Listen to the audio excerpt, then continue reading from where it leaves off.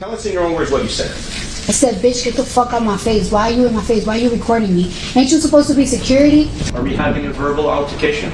I'll say, a debate. Okay. Huh? Say it again. Say it. Objection, Your Honor. You want me to say it to I her want face? you to tell it to her face. What I'm thinking to myself, like, this girl's big. you said she's bigger than you? Is that correct?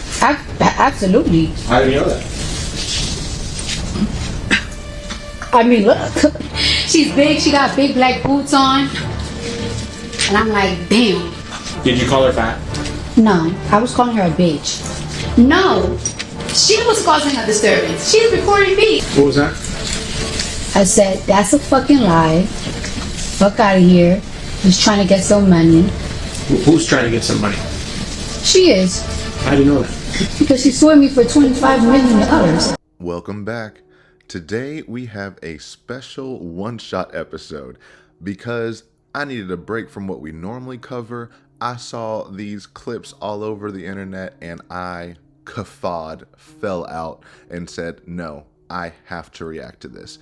So today we will be looking at the direct testimony of Cardi B in this most recent lawsuit against her, where I know next to nothing about this case aside from what I just researched maybe a few moments ago.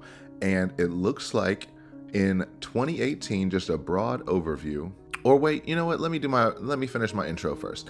First, if this is your first time here, welcome to the world of long-form rant content, where there is no structure or goal other than me reacting to whatever I want to react to, and the video is finished whenever it is finished. I like to talk a lot, so if you think this is a video where you want people to play it all the way through, this is not the video for you. I claim no expertise or authority on this channel. These are just my opinions. You take what you take, you leave what you leave. But if you leave a like on your way out. That's just good home training. And with that out of the way, now we can dive into the specifics behind whatever this case is. Honestly, I don't even know the name of the other girl. So to my current understanding, in 2018, when Cardi B was pregnant with her baby Culture, she had gone to a doctor's appointment. She wanted her privacy. They shut down the whole hospital, made sure that no one knew anything. She goes in there, has her visit, or is going in to have her visit, and there's a security guard who, to my understanding, is supposed to be on the bottom floor, but somehow was on the floor where Cardi B was. She recognized her, called her name, allegedly pulled out her phone, and, according to Cardi B, started filming her.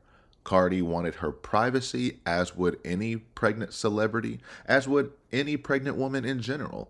And we all know Cardi B is who Cardi B is. I'm gonna be the way I am until I fucking die. And if you don't like it, die first then, bitch. But anyways, I wish you well. I wish you well. In hell. I really Burn in hell. Let's try. So she's going to react the way she's going to react. And a, quote, verbal altercation ensued. Basically, a lot of yelling back and forth. I'm guessing some threats were thrown. They said they get really close to each other, but no one hit anyone, according to multiple witnesses there.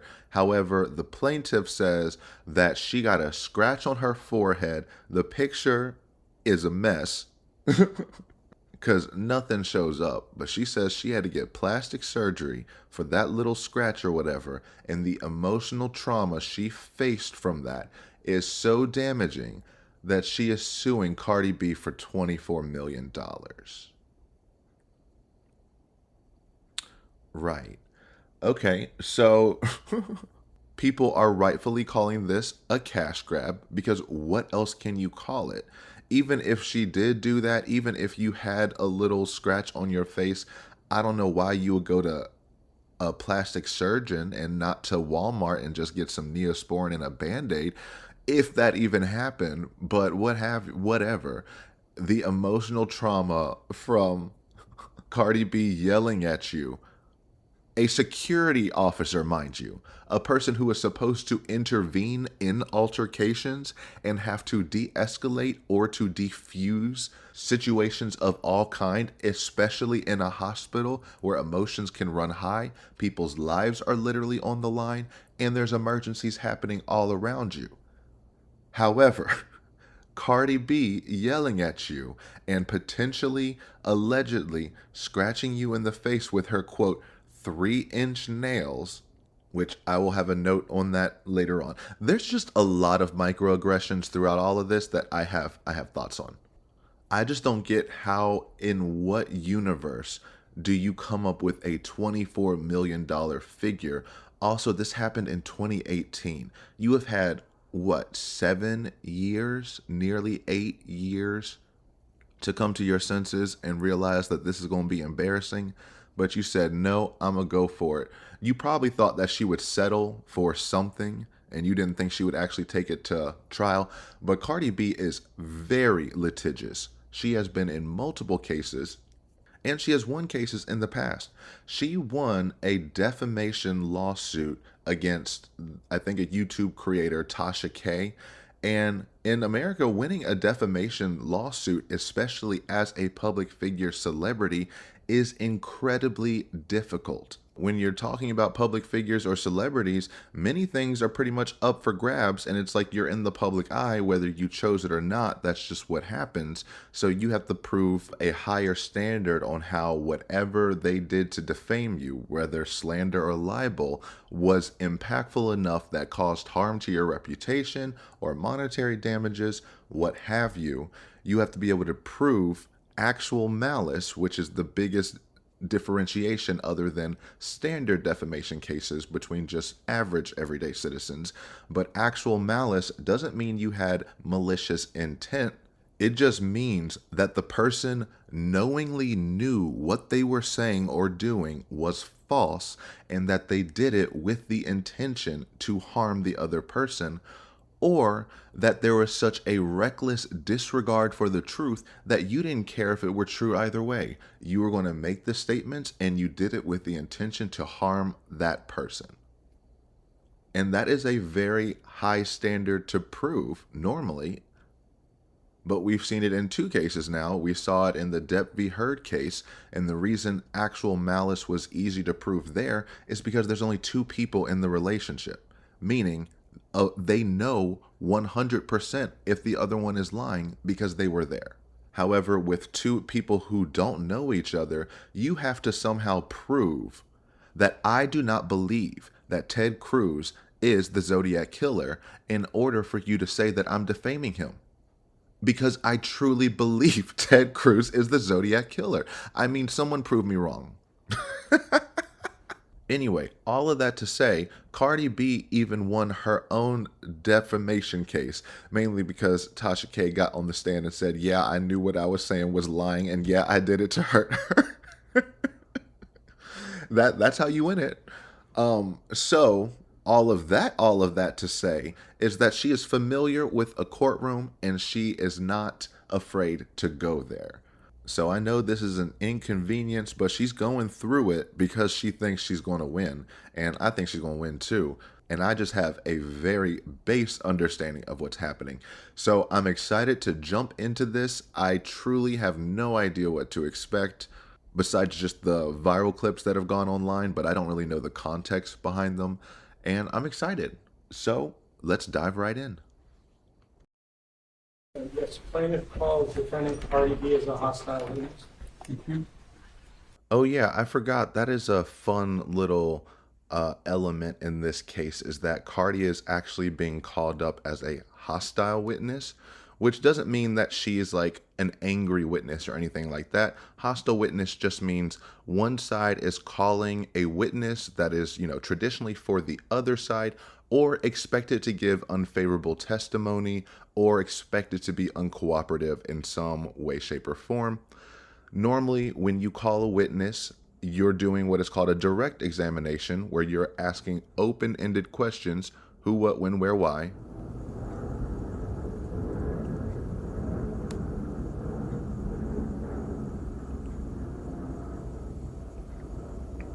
And Paulina the Plane wants to know why as well. And on cross-examination, you're allowed to ask leading questions, questions that assume the answer, or yes-no questions. However, when a witness has been declared hostile, that means on their direct examination, you can treat them as though you're cross-examining them. Do you prefer I call you Miss Almanzar, Cardi B, or it doesn't matter? I mean, y'all can call me Cardi B.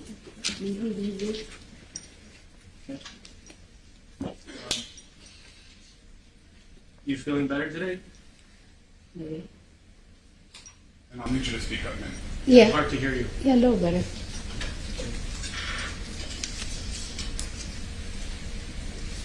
Your birthday is October 11, 1992. Yes. You're left-handed. Yes. Are you the firstborn child? To my mom.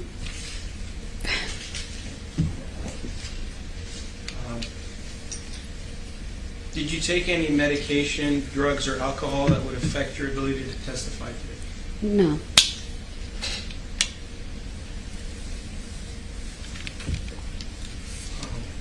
On the date of the incident, did you have black hair, blonde hair, or different color hair? I quite don't remember. I do know I had a hoodie on. Yesterday you had black hair, short hair. Today it's blonde and long. Which one is your real hair? Or are they both real? They're wigs. And pause, because we are less than 2 minutes into this and we have already reached our first microaggression. Congratulations. I'm proud of you for holding off even up until that. And I mean, truly asking the drug and alcohol question is also a bit of a microaggression that straight out the gate you are asking, have you done any drugs that will affect your testimony? That's not completely an uncommon question. Normally you hear those questions in interrogations and subject matter like that, but no, you want to bring that up here. Cool, whatever. But your first substantive question is, what color hair did you have on that day? Okay, it seems innocent on the surface. You're trying to establish her appearance. What did she look like? Yada, yada, yada. However, the follow-up to, well, you had short and black hair yesterday, and now you have blonde hair today. Are they wigs, or which one's your real hair? Or are they both real? How would she go from a short chop to a full head of hair overnight? You're asking that to undermine her. Why? Because black women and hair get critiqued non-stop. You're just mad because she came in styled to the nines, edges laid, can't clock the lace anywhere, and every single time she's just showing you, my whole outfit I have on right now is more than what you're going to make in this trial and probably your last 5 trials.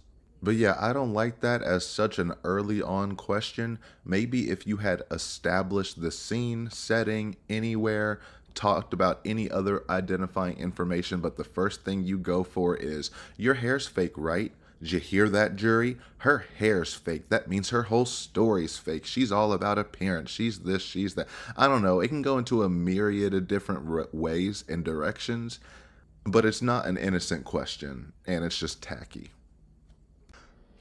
Okay, but what I will say is I saw someone caption this online as Bruce Cardi Lee, and I tell you, I flatlined. Okay, sorry, I didn't know that. It's a good week today then. Wait, hold on. What? Did he just say it's a good wig today then? Are you saying that the wig yesterday? He is saying that yesterday's wig was chopped.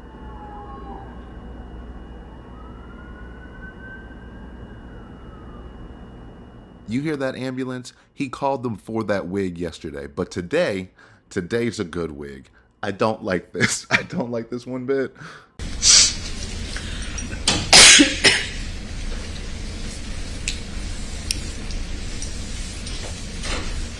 Do you have any affiliation at this time with a gang? Objection, Your Honor. Motion limiting that violates motion limiting the order. Sustained. Counsel, you go back.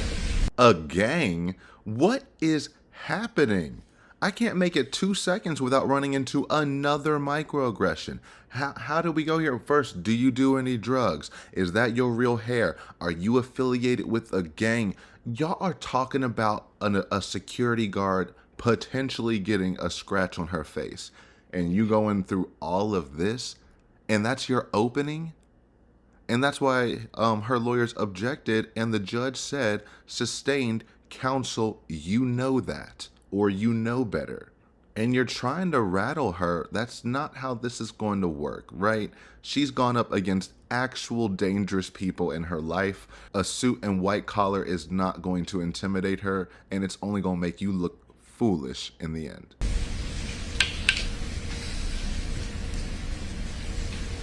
Your fingernails, can you show them to us for all of us to see? How long are those fingernails? Just your best estimate. I don't want you to take a ruler to it, but if you were to give your estimate, is that half an inch, 1 inch, 2 inches? I think it has to be less than an inch.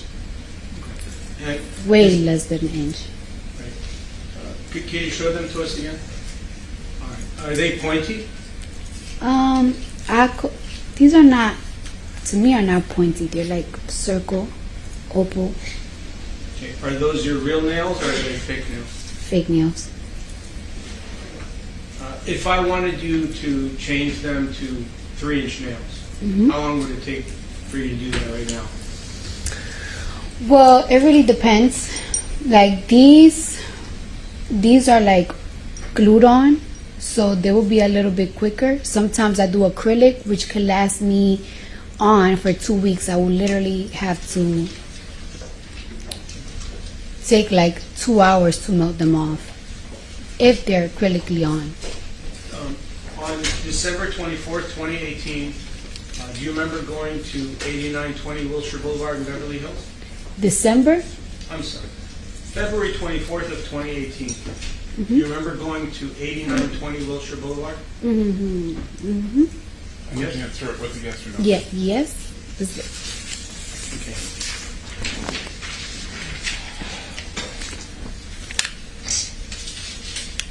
Do you know Dr.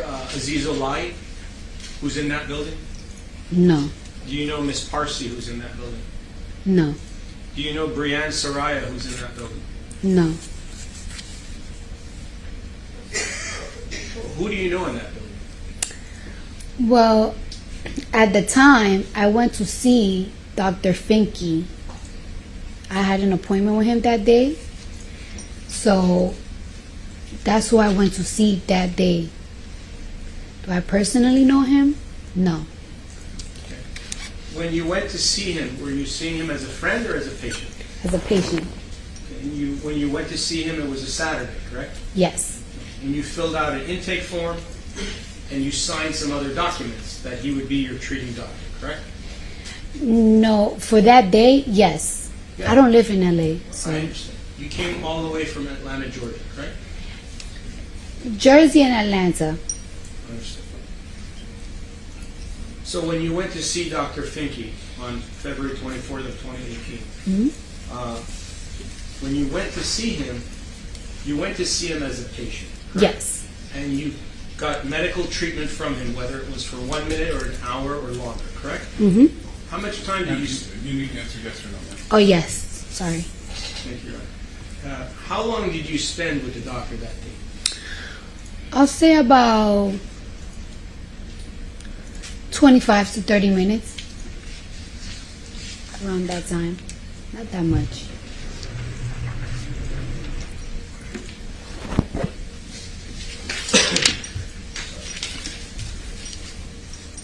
And when you were there on that date with Dr. Finke, did he examine you? Yes, he examined my baby for a little bit. And what baby was that? What number? Number 1. Oh, that was the first child you ever had. That's my first child, yes. And you were 25 years old at the time. Yes. You're aware that plaintiff was the same age as you at the time? No. Assistant.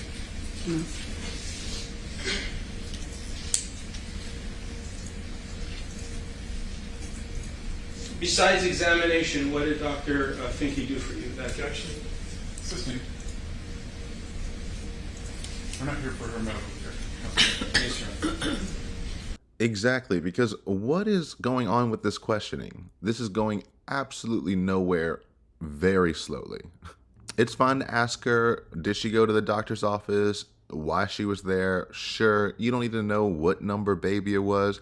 You don't need to know, does she know that the person, that the plaintiff and her are the same age? How on earth would she know that in that moment in time, which would be the only relevant information needed to figure out what actually happened that day? Her knowing if they're the same age now doesn't change what happened at the hospital on that day. But whatever. Who referred you to Dr. Finky? I asked somebody to find me like a very like upscale private doctor. So I was like, I need to go to the doctor's like tomorrow. Like I feel so weird. And they were like, we're gonna find somebody. And that's just how it goes.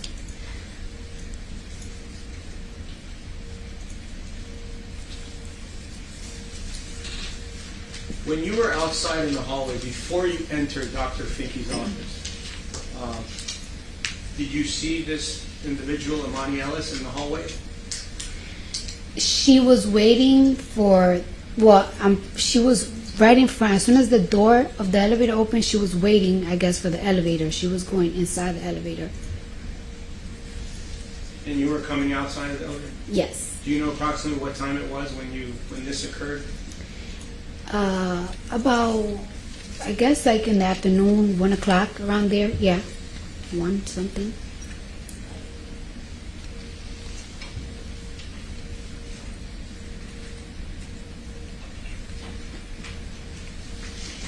Have you ever seen Dr. Finky either before or after February 24th of 2018? No. When you went to Dr. Finky's office, your security guard drove you there? Yes. And his name is Karan Newton? He was my security guard. Oh! Yes. Did you have more than one? It depends, but he was just my main one, yes, at the time. Did he go up with you to the medical appointment? No, I didn't want him to know that I was going to an OBGYN. So. You didn't want your security guard to know that? No. Why? Well, first, I didn't want people to know that I was pregnant. Second, I was a little like, I don't want a guy that I work with to know I'm going to a vagina doctor. Okay. Did you trust your security guard? In certain ways, yes. In certain ways, no. I don't know. Sometimes you just really don't trust everybody in your business. You don't want everybody in your business. Do you remember what floor you were on when you exited the elevator? The 5th floor.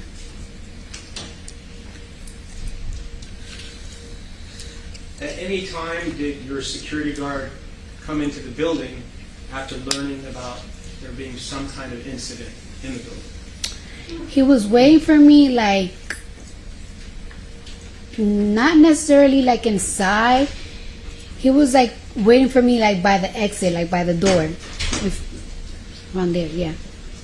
Do you remember the building? Yes. Do you remember Well, I kind of remember, but I do know that he was waiting for me by the door.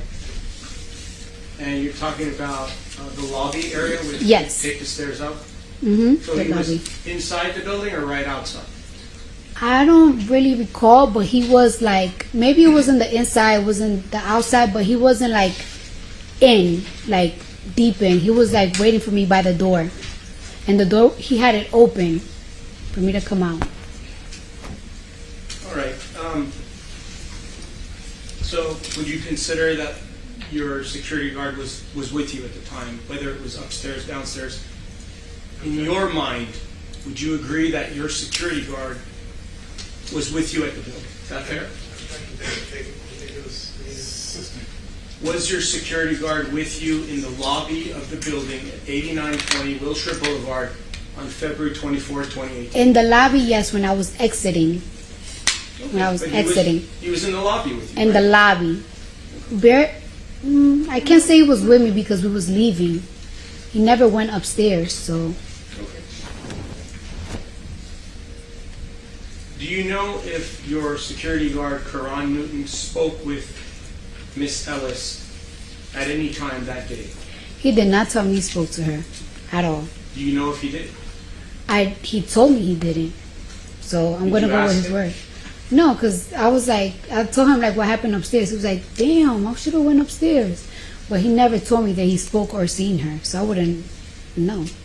You came to this courthouse with another fine gentleman security guard, correct? Yes. Objection, relevance, sustained. And when you go to different places with your security guard, if an incident occurs where you're threatened or you're injured or anything happens, Yes. aren't they supposed to come help you? Objection, relevance, Well- sustained. Why don't we move on? You don't have to ask. Yeah, objection relevance is right because I have no idea where he's going or what he's trying to do with this questioning. I mean, I guess it's obvious of, oh, was your security guards there? That means you probably felt emboldened and protected in order to get into altercations with someone else. And my client was helpless and defenseless against this mob against her now, this evil Cardi B and her bodyguards assaulting her. That's like what I imagine the imagery he's trying to evoke. But she mentioned his bodyguard was on the lobby and she's on the 5th floor. So it's absolutely irrelevant. The security guard wouldn't even know of that bodyguard's existence unless she was tailing her before she even walked into the hospital.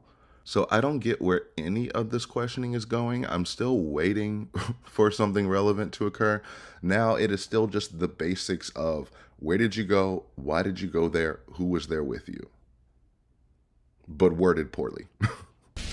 When the incident occurred, did you call your security guard or send him a text message or do anything to let your security guard who was with you know that something happened where you wanted his help? Objection, argumentative as to with you. Overall. I told him like, yo, you wouldn't even believe what just happened upstairs. And he was like, what happened? And I practically told him like, I'll tell you later, like when I leave. I'm like, wait for me. But I told him like, wait for me downstairs, like by the door. And that's what I told him. If you were in any danger, would you call your security guard or would you call the police or would you call both? Or do nothing? Relevance, sustained. Did you feel that you were in danger on February 24th, 2018 when you were upstairs on the 5th floor? For like those 50 seconds, yeah. After I went to my appointment and like the argument just passed me, I didn't even mind it anymore.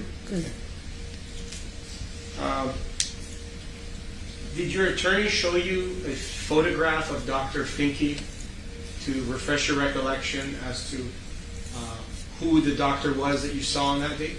Yes. And you had a different set of attorneys before, in 2022 and 2023. Did they do the same thing? No, they didn't. So, do you know what's discovery? Yes. What are form interrogatories? Oh, honey, I don't know what that means. What is special interrogatory? I do not know. What are requests for admissions? You don't know, right? Is that fair? You don't know. No. You do know? No. Okay. And when your attorney responded to the written discovery on your behalf, did he or she show you the discovery responses? Did they email you a copy of it? I mean, I will have to see what you're asking me. I will show it to you. I don't know if it's just late at night or if it's just me, but I still don't know what's happening. All these questions are disjointed and all over the place. It almost sounds like he's a lawyer as if Cardi B was the one suing. She's not. To my understanding, is she countersuing? Because these questions don't make sense. Did you feel in danger? When you felt in danger, would you ever call the cops or would you call your bodyguards? None of this is relevant since she's not the one actually claiming to have been assaulted. She's claiming nothing happened whatsoever, that they yelled at each other but no one hit each other, and that if anything, it was the security guard who was the aggressor. That's her position. I don't get why we keep going down this bodyguard path when he wasn't even on the same floor. But it might become relevant later. And then this whole, do you know what discovery is? I feel like this is just another way to try to jab at her and try to make her seem unintelligent or not serious or what have you. But I imagine if you ask the jury who's watching this, they'd give you the same answers. Do you know what's discovery? What are form interrogatories? What is special interrogatory? What are requests for admissions? Since you got your degree and you know every fucking thing. And then you had different lawyers before this, right? Did they show you a picture of the doctor that you met? Why do you need to see a picture of the doctor? Maybe there's a gotcha moment about to come up, but I am lost as of this time. May I approach Your Honor? To show her the discovery only? Sure. Thank you, Your Honor. Could you identify it, please? Yes. I will show it to you.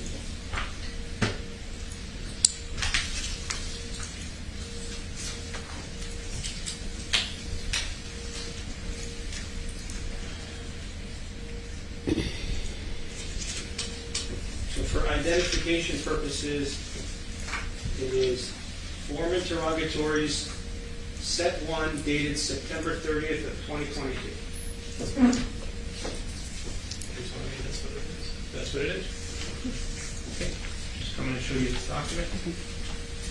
You can take a look at these pages. Did your attorney show you those documents at any time in your life? I'm not quite sure. I don't think so, no. I mean, you're asking her a question about a paper that she should have saw 2 years ago. I don't think she's going to remember that, especially from other attorneys prior.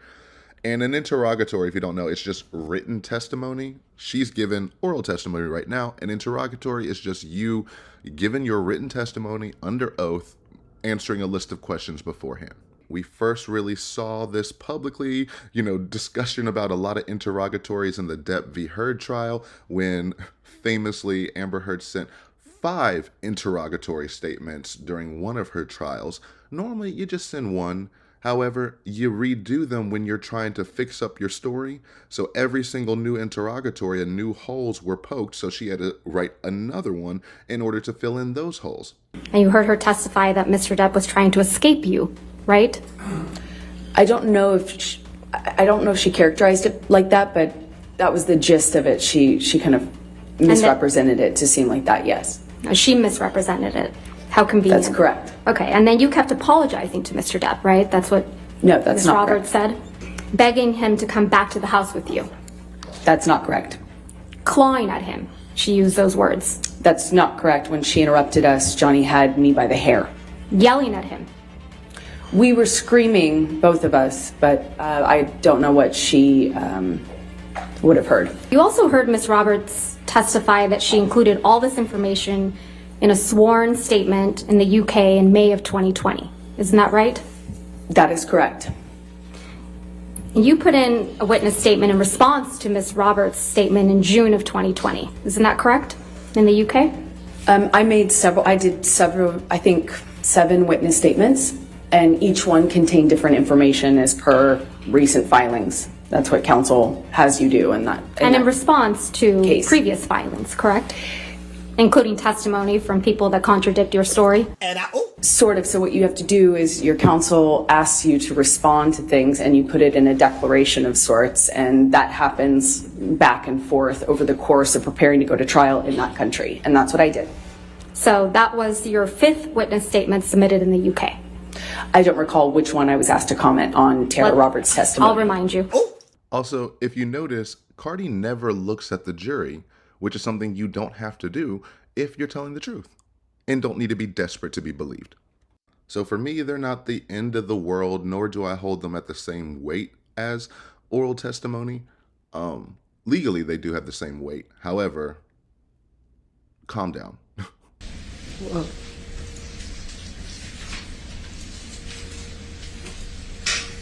And I'm going to show you, with the court's permission, the responses which were drafted and served on January 17th of 2023.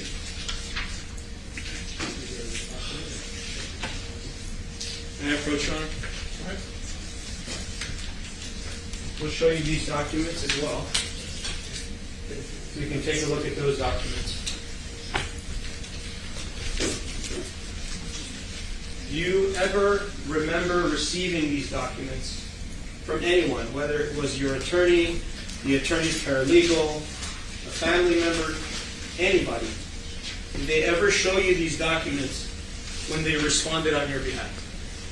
This one I saw. This one I saw. Okay. You saw that one? Yeah. Okay. I want to go over it with you.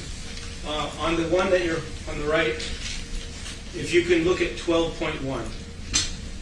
You see the question, 12.1? It would be, I believe, on the 6th or 7th page. And it will ask if there are any witnesses to this incident. Yeah. Well, can you There's not a question for you. point it to me? I'm sorry? Point Show it it to to you. me. Yeah. Sure. Can I approach, Your Honor? All right.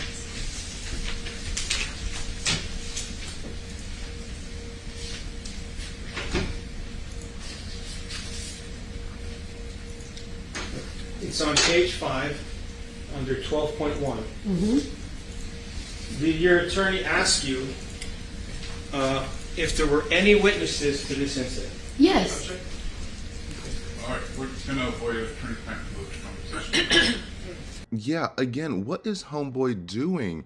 You are sitting here saying, hey, you know those confidential conversations you have with your lawyer?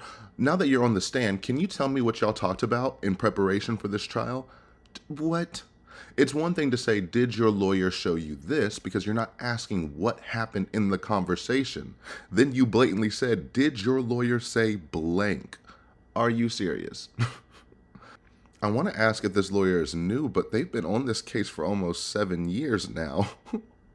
But I guess, you know, if you're a lawyer for 7 years on this case, thinking you can get $24 million after Cardi B, you have to have some audacity everywhere. And relevance, Your Honor, this is a discovery issue that the subject. Not a discovery issue, Your Honor. I'm asking her questions about if there's any witnesses, and it's for impeachment purposes. But that's not what you asked her. You asked her, did her lawyer tell you about the witnesses? Just ask her, did anyone witness this event? Do you know any of the witnesses who are testifying at this trial? And then get into it. Not, have you met with your lawyer? Have they shown you this interrogatory? Did your lawyer tell you that there were witnesses at this trial? Okay. And for impeachment? Impeachment on what? You haven't really asked a question that's gotten a solid answer, relevant answer out of anything. You know what? I'm just a hater. I get it.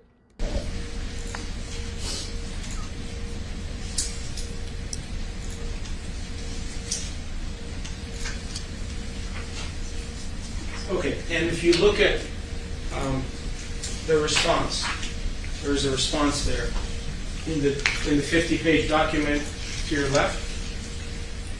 May I show it to her, Your Honor? Go ahead.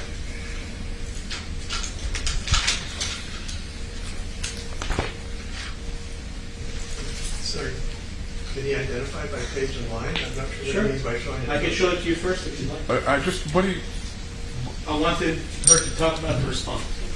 all right. That's These are the questions. May I read the question when I go back to my seat? I'll show you. It's your direct counsel. Thank you.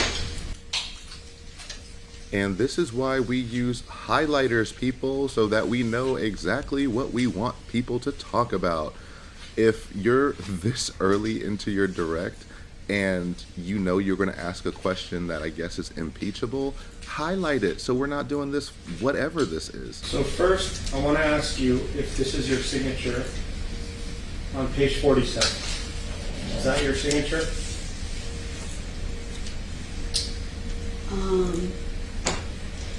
It could be, because if it's like by electronic, that's how I sign. Like, Okay.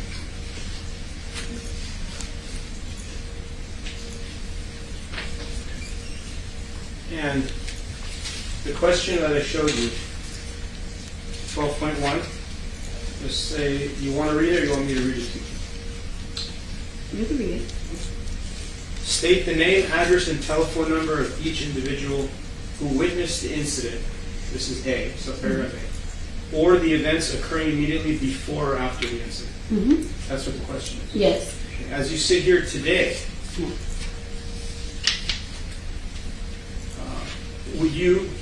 is it your testimony that Dr. Finke is a witness to the incident? Absolutely. He is a witness. Yes. She knows. She was there. Is Dr. Finke outside speaking with you? Outside where? On February 24th, 2018. Outside like. In the hallway. Yes. He came out of his office? Yes.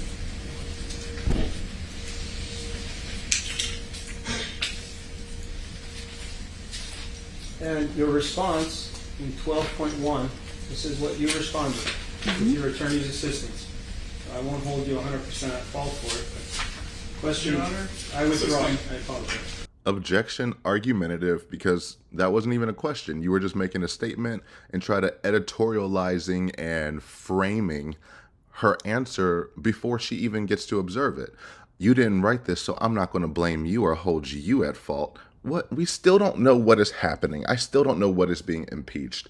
She's saying, I guess was the doctor a witness to the event? She's saying yes, that the doctor came out of the office and probably witnessed whatever commotion was happening. I'm guessing he's going to say that he wasn't, and that I'm guessing in this interrogatory, either you didn't list him as a witness or you said that he wasn't a witness. Who knows? That would be the only thing that makes this make sense.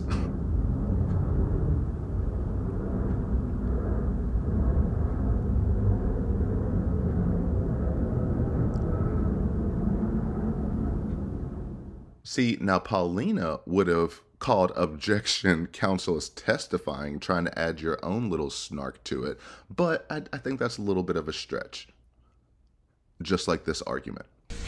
The response is, responding party incorporates by reference the preliminary statement and general objections set forth above, subject to and without waiving the foregoing objections. Responding party responds as follows. Responding party may be contacted through defendant's counsel. Imani Ellis may be contacted through plaintiff's counsel. And then it says, unknown staff / employees at Cedars-Sinai Medical Center, including at least 2 such persons who intervened during the incident. Discovery is continuing. Were you at Cedars-Sinai Hospital or Cedars-Sinai Medical Center when this incident occurred? No. Okay. But to my knowledge, Dr. Finke works also for Cedars-Sinai, but we wasn't for Cedars-Sinai. Is there any reason why your attorney or your prior attorney... Yes, Your Honor. We're not going to say. Again, what are we doing here? Oh, this is wild. So you went through all of that, and your impeachment is, in your interrogatory, your lawyer put down that the contact info for the 2 alleged witnesses can be reached at another hospital. It is very common for doctors to work at multiple hospitals depending on the practice and what they specialize in, so that's not uncommon whatsoever. Plus, this is now, again, nearly 7 years later, and the interrogatories you're talking about were like from 2023, so 2 years later. People change professions and locations all the time. Where they were 2 years ago could be different than where they were 7 years ago. But that's the mic drop moment, that she's saying the doctor witnessed it, and you're saying, how could the doctor have witnessed it if he worked somewhere else? That's why she answered perfectly of, well, he also works there as well. That's the same thing with the doctor I go to for my back, works at multiple different places, which means I got to drive all across creation just to get there, but that's not that uncommon. What is uncommon is this line of questioning. Why are you asking her about her lawyers? The number one oh duh rule.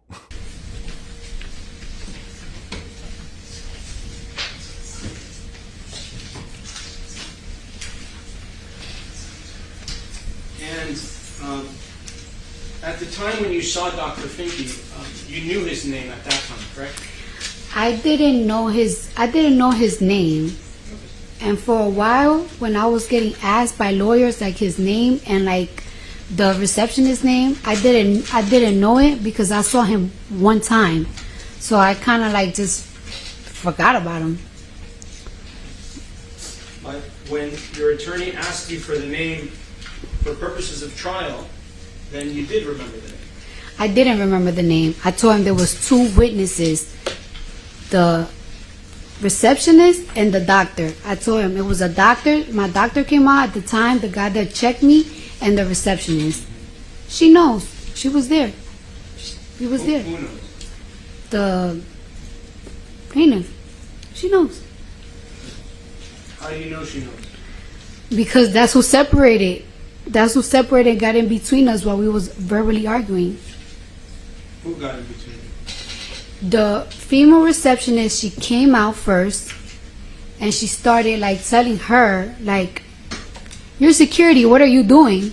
And then that's when the doctor came out. He was like, "Go to my office."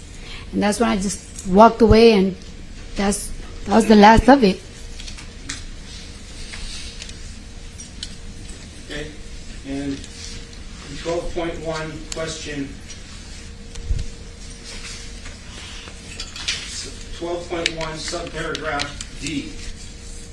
State the name, address, and telephone number of each individual who you or anyone acting on your behalf claim has knowledge of the incident.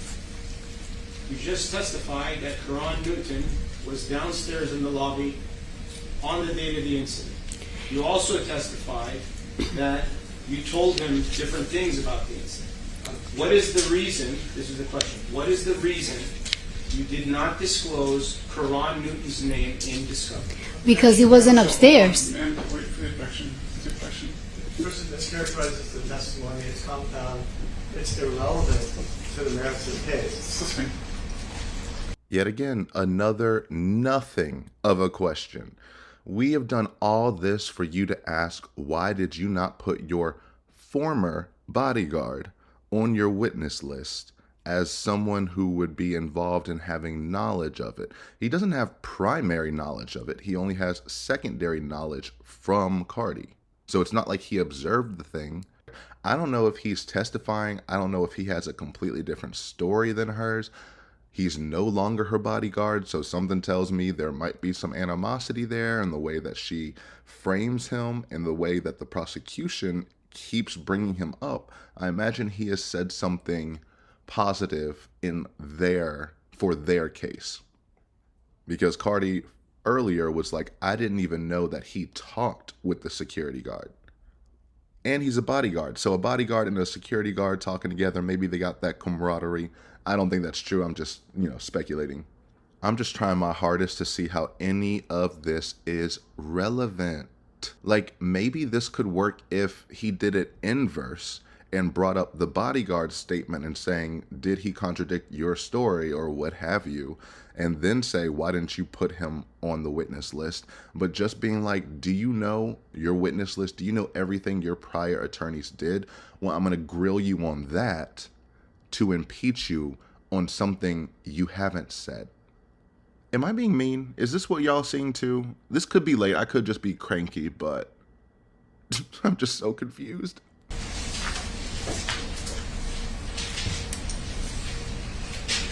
In written discovery, were you asked to provide the name of your security guard? Your Honor, Yeah, but why don't we? I don't know what you're trying to impeach her on, because she hasn't testified to anything yet. You're saying it's impeachment, but you're not impeaching anything. Thank you, Judge. I thought I was crazy. He's not impeaching anything. And the judge flat out said, we've been doing this for however long. She hasn't testified to anything. This is still just the basics, background, nothing questions. Maybe he's just trying to run the time down because he knows he's going to question her again tomorrow. I don't know. Did you respond to special interrogatory set 1 through your attorney? Your Honor. All right, the court's going to sustain its own 352 objection. Why don't you move on?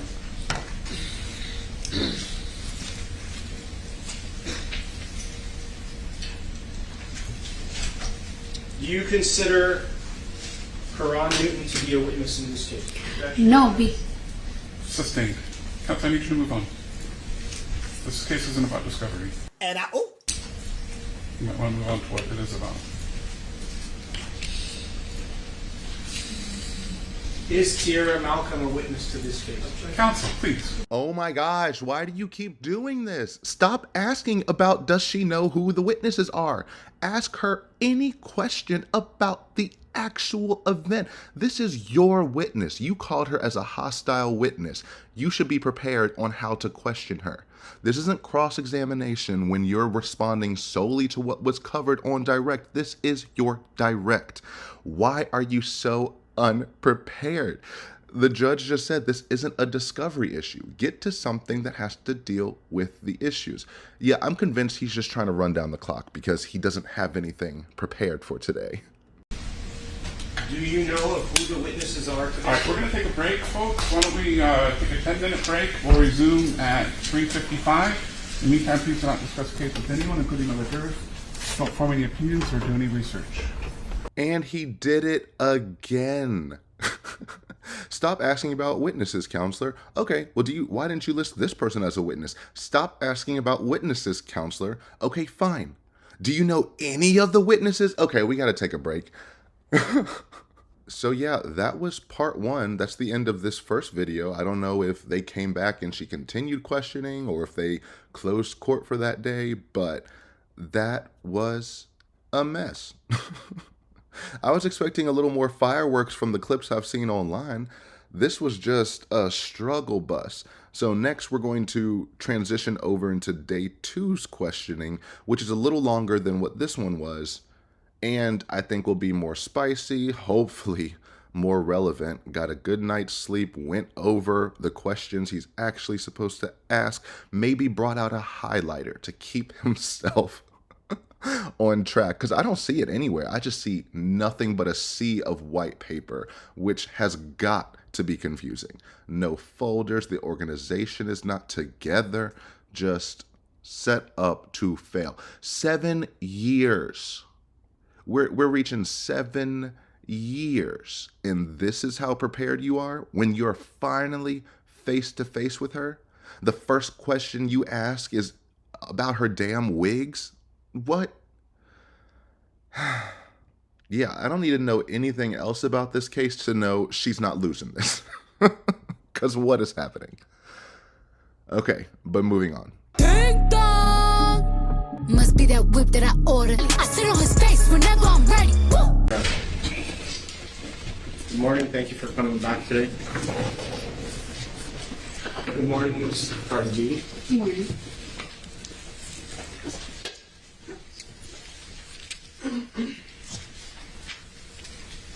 So, when we were discussing yesterday at the end, we were talking about the issue where you testified that Miss Ellis was recording you with her cell phone. You remember that?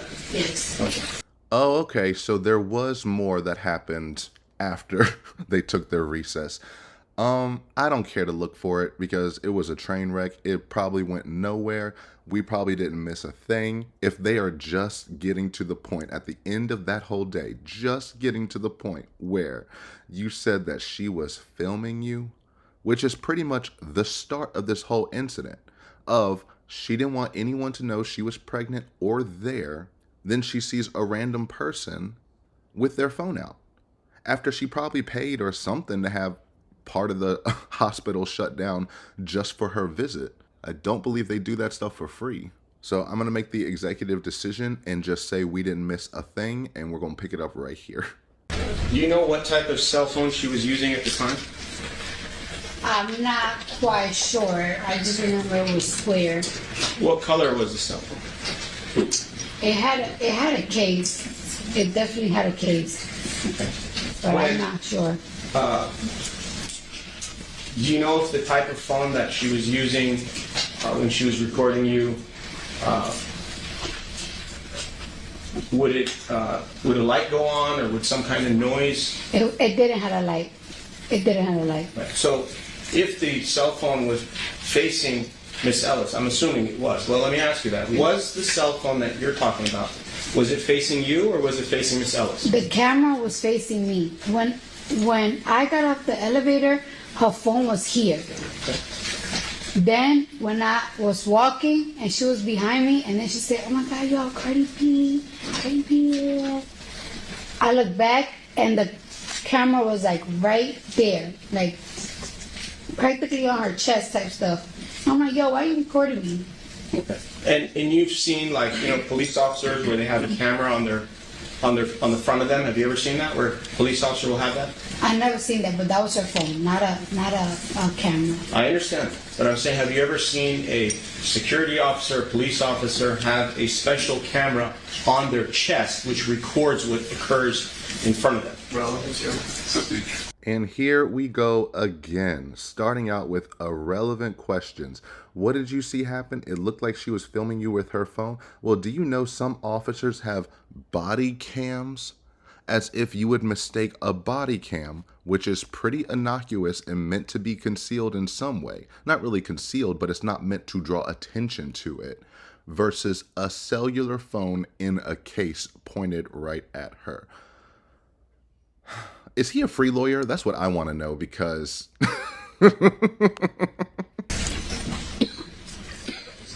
I'm not saying she was recording you.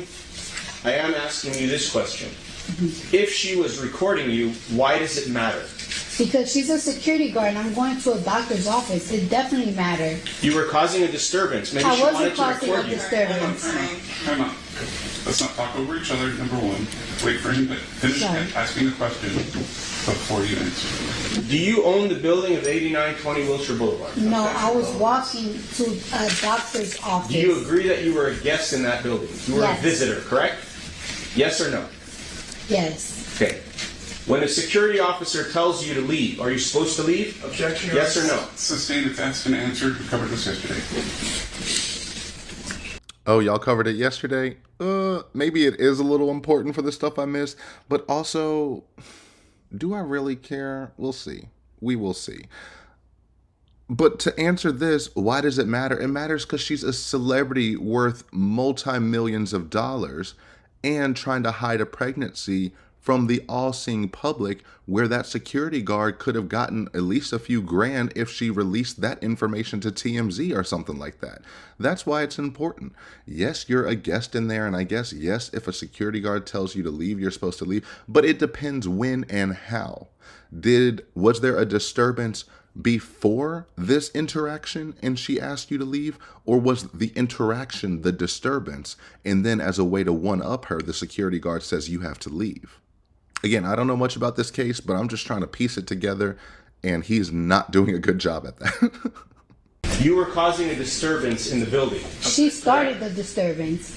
Did you I'm also... sorry, ma'am, if you hear an objection, please wait. Oh, sorry. I'm fine. Okay. That should What's wrong? Do you remember yesterday you said that there was a verbal altercation between the two of you? Do you remember that? Yes. Okay. And an altercation is a fight, isn't it? It's a verbal fight. You had a verbal fight with her. Asked and answered. Yes or no? Yes. Sustained. You used the F word during that fight, didn't you? Yes. What other words did you use? Tell us in your own words what you said. I said, "Bitch, get the fuck out my face. Why are you in my face? Why are you recording me? Ain't you supposed to be security?" Tell it to Why? her now. Go ahead. Huh? Say it again. Say it. Objection, Your Honor. You want me to say it to I your want face? you to tell it to her face what you said on that day so she can hear it for The herself objection again. is sustained. What is happening? He's acting like he got a gotcha moment, or that she wouldn't say it again. She said, "Get out of my face." Like this is supposed to be some, because yeah, the plaintiff is also claiming emotional injury. Like that is so damaging. Say it to her face. If your client is suing partially for emotional injury, why would you put her through trauma again by having her alleged assaulter, abuser, what have you, say those exact damaging words to her face again? It doesn't make no sense. Who takes this case? How did this get this far? And, Your Honor, do we have civility in the Yeah. courthouse? Why don't we just take the temperature down a little bit? If you have factual questions to ask her, please do so. It's not the time to argue with her. What were the words that you used when you got off the elevator to this security guard who's no longer a security guard at this time? Objection to argumentative and also covered yesterday. It's been covered several times, so it's asked and answered. Objection sustained. Okay, calm down. It's too much is happening. They're referencing what happened that we skipped too many times. I'm going to go back and we're going to finish up day 1, and then we're going to pick it up because hopefully things got way more interesting and it's not as boring as what that first part was. So, rewind. Ding dong!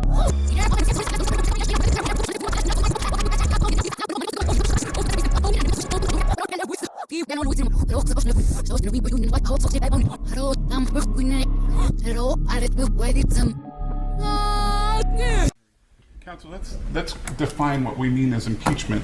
Impeachment is she says something, and you've got evidence that she said something else. Right. She said, I didn't know anybody's name. I got sent there. I was seen for a short amount of time. I didn't remember what their names were. Okay, so And now then you're saying, here's this document that says you don't know what their names were. Okay, so maybe I'm So- going about it the wrong way. That's You, why. you absolutely are. You're not listening to the court's direction when I'm asking you to move on. I'm sorry, I'm not doing it intentionally. It seems like you are. Oh, please forgive me. This is way better. Wow, that instantly got better. So the judge obviously sent the jury out, and that's why he's speaking so frank and saying, what are we doing here? She is telling you, I do not know, and you are saying, didn't you write on this paper that you didn't know? When the judge has to teach you what impeachment is in the middle of trial, giving you that reminder because you're not doing it. It's like he thinks he's on cross-examination and can get into all of this stuff.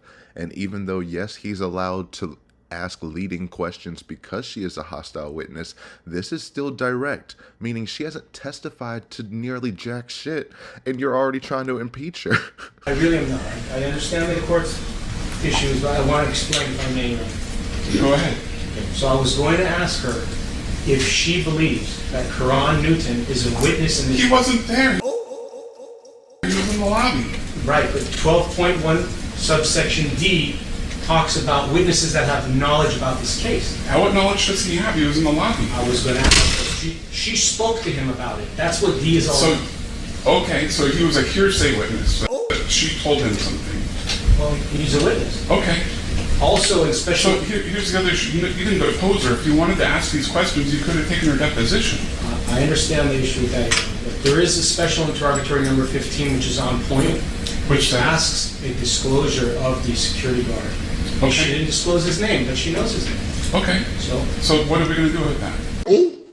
I'm so glad I rewind because this is great. When the judge turns into Cardi B's lawyer, I think you're doing something wrong because this is such a nothing thing. You're trying to impeach her from the start because she didn't disclose her former bodyguard's name, even though she knew him. And the judge is right. He's a hearsay witness. He wasn't there. She only told him things afterwards. And then I'm guessing he's going to say that he got into a conversation with the plaintiff at some point.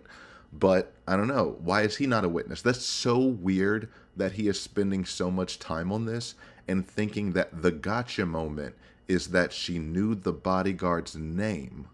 The bodyguard that no one is contesting was in the lobby during this whole thing. And that's supposed to, exactly what he said. What's the jury supposed to do with that? This is so dumb. He has asked nothing but terrible questions. We went from wigs to nails to drugs to are you left-handed to what color wig were you wearing on that day to gang affiliation, asking if she knows what discovery means, asking if she knows what an interrogatory means. That's all we've done. Oof. Maybe he's a lawyer that builds up to it. I don't think he is. We're going to have the jury know that she didn't give the name of her security guard. And so in order to be admissible, it has to be relevant. In order to be relevant, it has to be probative. All right, so it's got to be more likely to show, prove, or disprove a material fact in the case. None of this has anything to do with any material fact in the case. Let me explain. Her testimony, Your Honor, is that Karan Newton doesn't know anything about this case. However, She doesn't say that. She hasn't said that. She said he was in the lobby. Even better. Plaintiff has testified that she has spoken with Karan Newton. Okay. It's in the medical records. Okay. He's a witness in some form or So fashion. the appropriate means for you to do that is one, to file a motion to compel, or number two, seek evidentiary sanctions, which would have been handled pre-trial. But we're not going to have this witness testifying in trial in front of a jury about discovery issues. That's fine. The issue is, if it asked her to provide the name of the security guard and she didn't disclose it, why is it not fair? These are under penalty. Then you file a motion to compel or a motion for evidentiary sanctions. You did neither. She testified in her discovery that she was alone.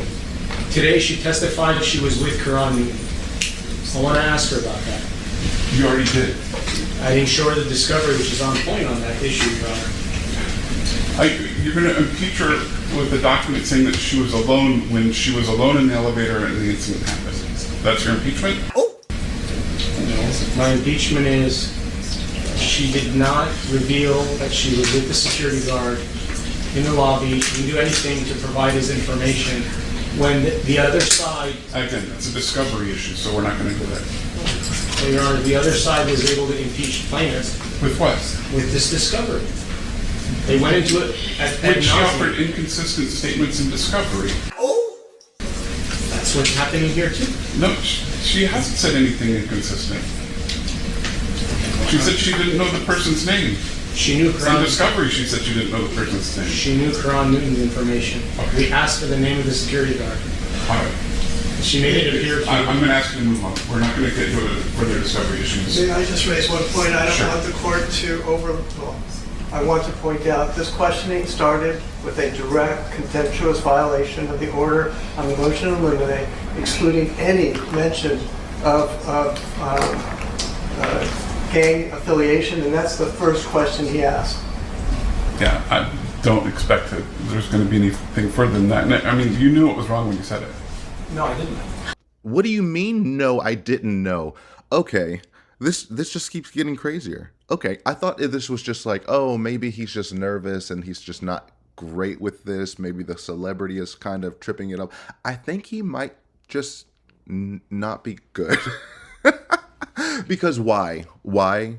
Well, I know why. Because apparently, I haven't seen anything else from this trial with the plaintiff's testimony, but apparently she was called out for inconsistent statements and was impeached because she gave inconsistent statements with discovery. So this lawyer had a chip on his shoulder and he's like, well, I'm going to show you all that she also had inconsistent statements within her discovery.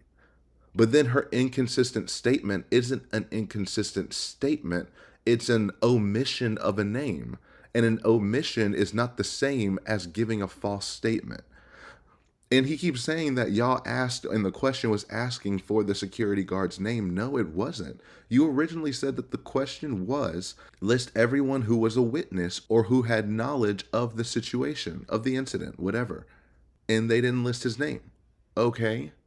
There could be some shady thing to it, but just like the judge said, that's something you bring up in a deposition or in an evidentiary hearing before trial, because this has no value to the jury, because she didn't specifically state anything.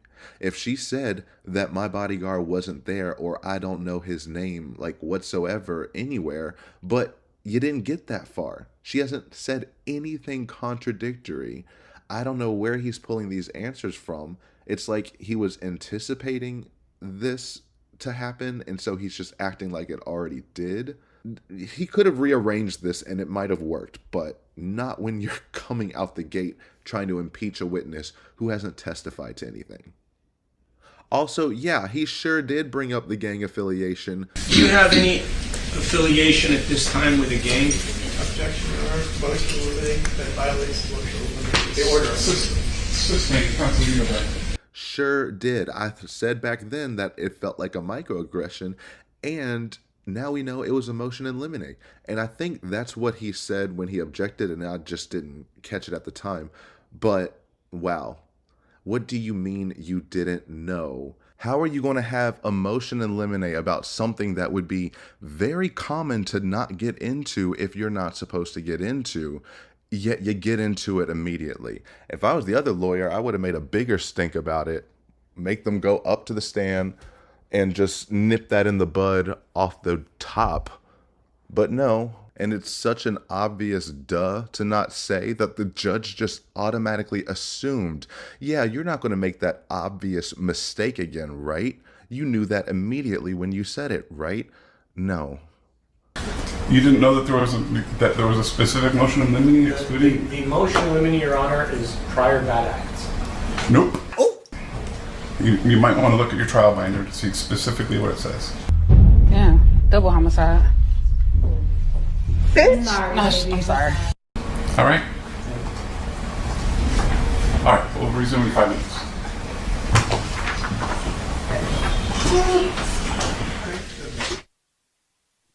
Wow. Now, that is a true tongue lashing from a judge saying, what are we doing? Get it together. Consult your trial binder again so you know what you're actually allowed to and not allowed to do. This isn't day one. Wow. Okay, this is fun. Wait, I just realized none of that was testimony. Now we're officially getting back into the testimony. Okay. All right, welcome back, everyone. We're back on the record in the Ellis matter. Counsel and parties are present, as are the members of our jury and our alternate. Ms. Almanzar is on the stand. Ma'am, you're reminded you're still under oath? Yes. All right. And counsel, you want to resume your questioning? Yes, Your Honor. Thank you.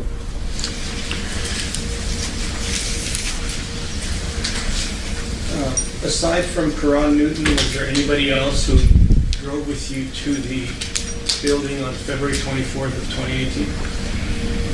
No.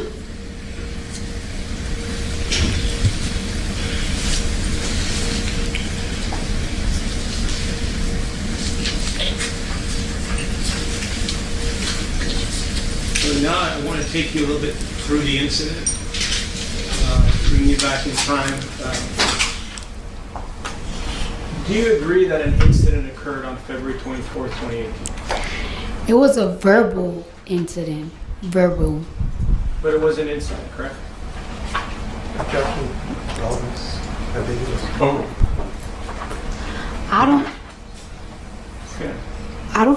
I personally feel like if there's no physical touch, there is no incident. There was a verbal altercation.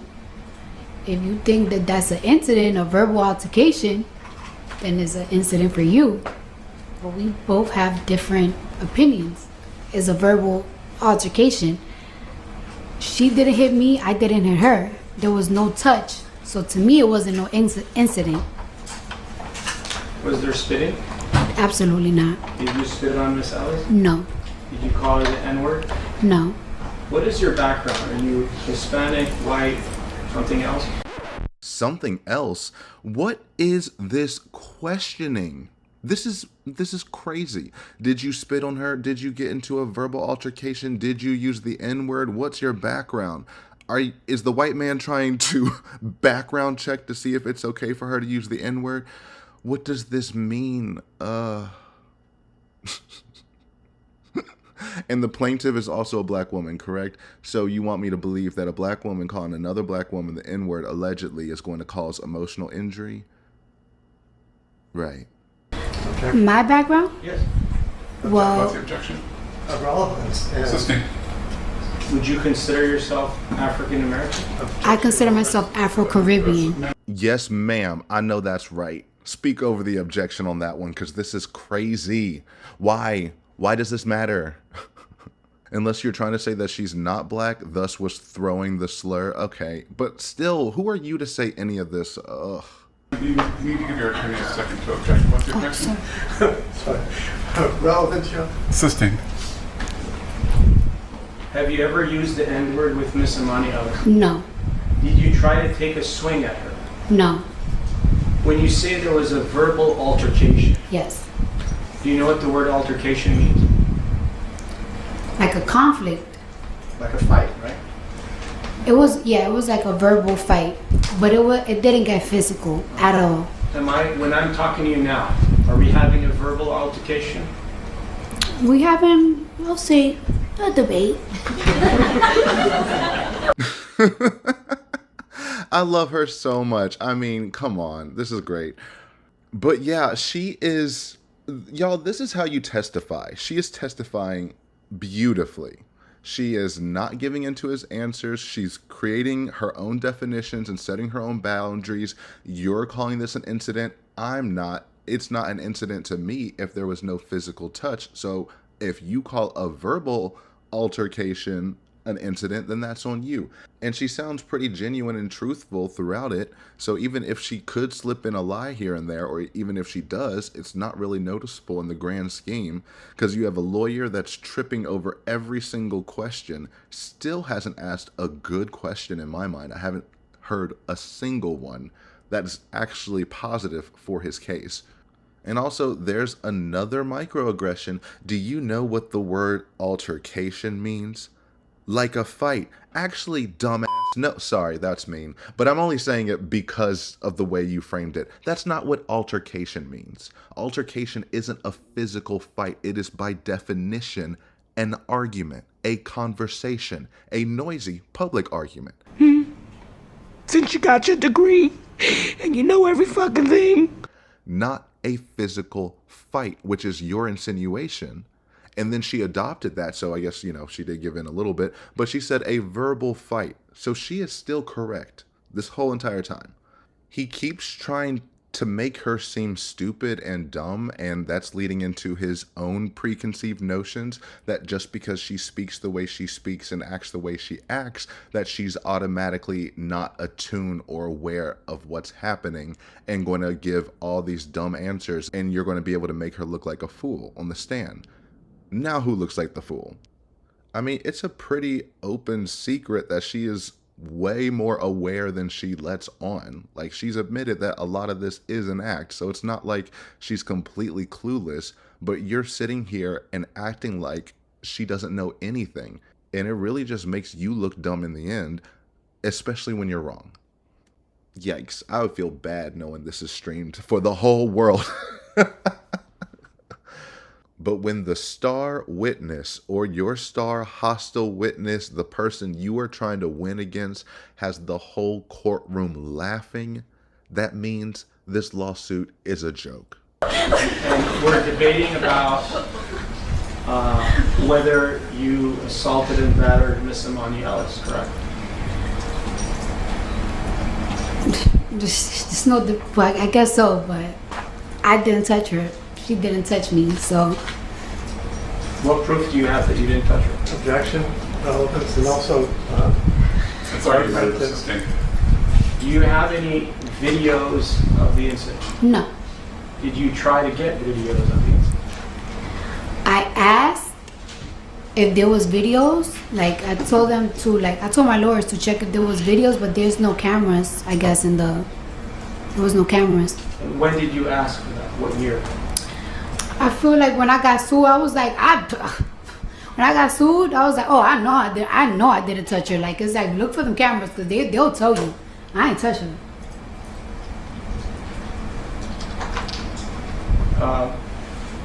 When you went to the building of 8920 Wilshire Boulevard, and you saw Imani Ellis there on the 5th floor, was she wearing her uniform as a security guard? Yes. Oh, sorry. You remember? 8920. Again, you might want to just take a breath so you can attorney can object. Are you aware that my office is across the street? No. Okay. 8920 Wilshire Boulevard. You remember that number? You agree that that's the correct number? The address. I remember that I went there, but I don't really remember the address and stuff like that. I don't. If I show you the building with the number on it, would that help refresh your recollection? Sure. I don't have to really waste time if you don't want me to. When you were sitting here throughout the trial, you saw the 22 Yes. pages I showed, correct? Yes. Was that the correct building? Yes. Okay. And you remember entering the building, going up some stairs, taking the lobby elevator, and going to the 5th floor, correct? Yes. And when you exited, you saw Imani Ellis right there in front of you. Yes. No. When I exited the elevator, Okay. not the building, the elevator. Yeah, yet again, I don't like this line of questioning. Shocker, I know. But it's so frenetic and disjointed that he still thinks that he's owning it when he's not. I mean, like, I'll give him this. The confidence is compelling because the way he sounds like he's serving, but he's giving us nothing. Go ahead, girl, give us nothing. This questioning, starting from where it was picking up from the we're having a debate about if you hit and assaulted her or said this and that.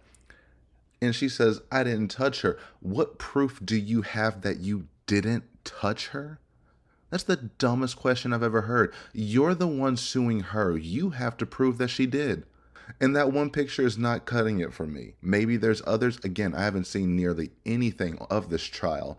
Maybe he has all this smoking gun evidence that he just doesn't know how to present in front of this witness.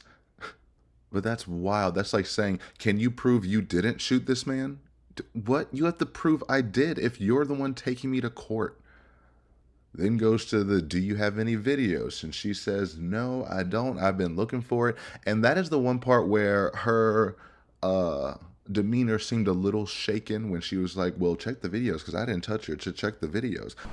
When I got sued, I was like, oh, I know I didn't touch her. Like, it's like, look for them cameras because they'll tell you. I ain't touching her. And they couldn't find any videos. And afterwards, she had to just adjust herself. I still think there might be some uncertainty in her mind if there are no surveillance videos.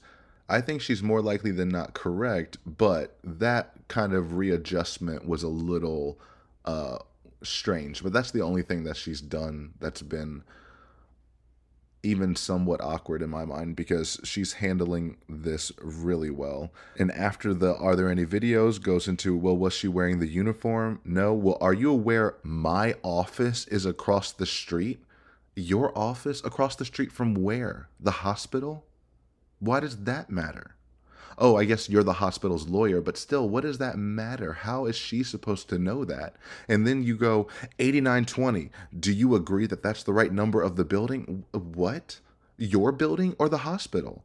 And then you say, well, if I showed you a picture of the building with the number on it, would that refresh your recollection? And she's like, I don't know. Well, I don't need to waste any time. Have you been sitting in this trial? Did you see the pictures I pulled up? Is that the right building? Yes. Why does any of this matter? You're literally going around in circles because you're trying to trip her up, but you're tripping her up with nonsensical questions that no one's going to know. No one is going to remember that during the day of the incident that somehow magically know your office is across the street and the building number of the building. Maybe she knew at some point in time, but that is such a random thing to harp on, and you're making her seem like, oh, you're so stupid if you don't remember the building number. Since you got your degree and you know every fucking thing. What? And the reason I think that was just meant to spark something or try to trip her up, because then you get right back into the more relevant questioning of, you go into the building, you go up the elevator to the 5th floor, you open it, and then you come out, and then what? Which is going to connect back to your original question of, was she wearing her uniform? I don't get how this diatribe, this offshoot about the building, your building, the building number has anything to do with was she wearing her uniform. But maybe you'll connect it. At this point, I highly, highly doubt it. Correct. Yes. On the 5th floor. Mm-hmm. And there was 3 elevators there? I do not remember that. At least two different elevator bays? I don't remember that. I just remember me getting out the elevator. She was coming in. I was coming out. I could hear her. She was talking on the phone. And she said, oh my God, yo, Cardi B's here. So I kind of speed walk, but I feel her behind me. Then I hear her talking like, oh my God, Cardi B is here. So I turn around and she had her phone. She didn't have it here no more. Now she has it here. And I asked her, yo, why are you recording me? And she clearly looked like the security. She looked like the security guard. She's uniformed down. And I'm like, why are you recording me? Are you security? And she's like, oh my bad. But then I'm walking and I feel her still following me. So like as I'm walking, speed walking, trying to look for the office, I turn around again and I'm like, why are you following me? She's like, cause I can. It's like, no, you can't. Why are you following me for? Like, ain't you supposed to be security? And she's like, cause I can. It's like, no, you can. And she's like getting closer and closer. Like now she's like in front of me where I can't even like really maneuver.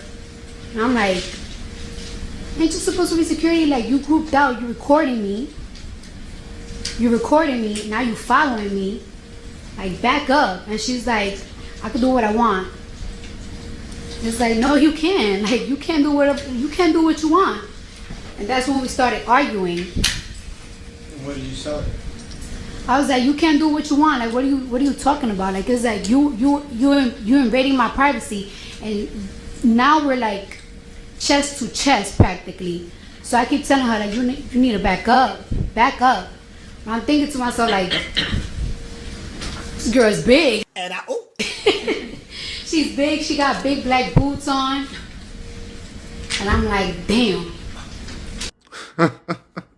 You ain't have to read her like that, but this is where the story is getting a little murky, right? Like her testifying, she's thinking a little extra hard, being very strategic about her words, but also not at the same time because she is who she is. I'm gonna be the way I am until I fucking die.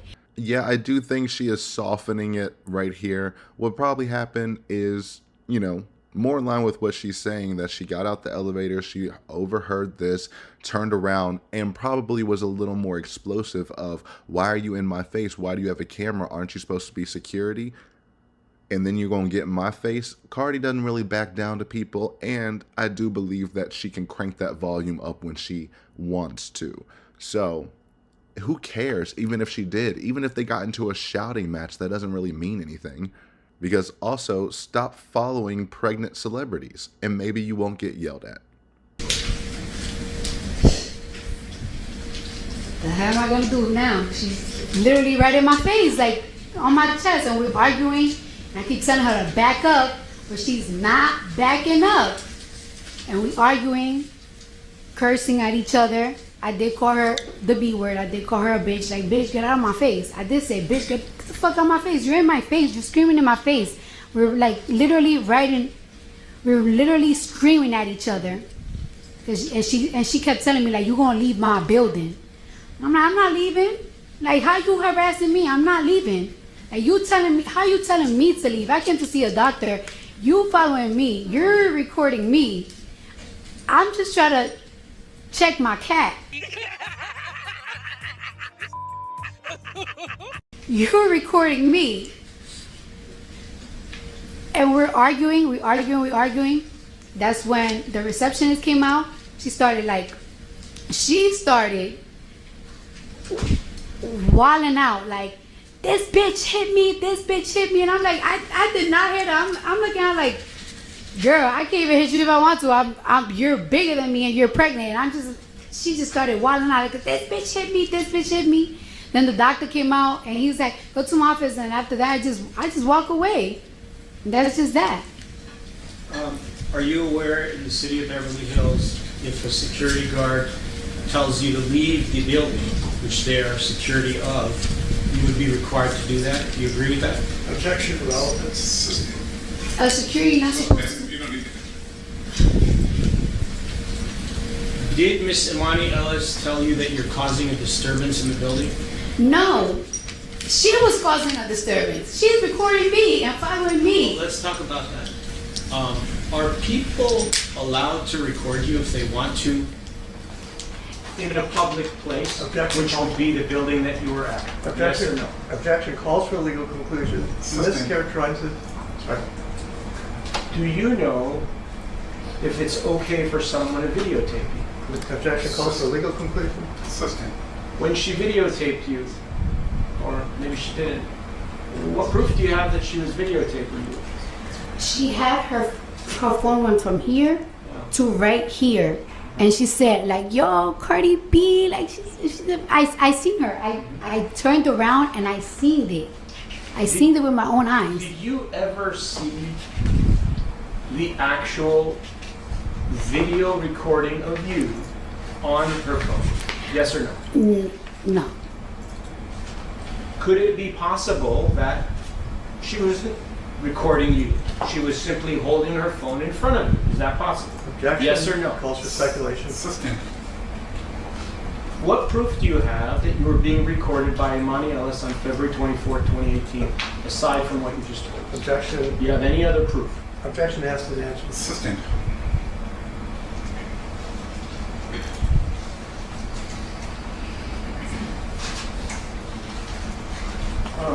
Isn't it true that you usually wear your nails longer than what they are today? Sometimes, most of the times, yes, and some of the times, no. Most of the time, 90% of the time? Lately, as in so far, I'll say about, in the past year, I'll say about 70. 70% of Yes. the time. And when you wear them long, would you agree that they're about 3 inches long? No, not all the time, no. 2 inches or more? So It really depends. Why don't we focus? She said in the last year. I don't know that how long she has her nails in the last year is relevant to anything. And It's not relevant because this allegedly happened 7 years ago. So asking her how long her nails are now, how long they were in the last year, how long they were in the past 5 years, how long they were in the past 6 years is completely irrelevant to the issue at hand. This questioning is just so annoying because there's just mischaracterizations all over the place. So with this hospital recording whole situation, whether it's Beverly Hills or not, sure, if a security guard asks you to leave in a hospital, then you need to leave.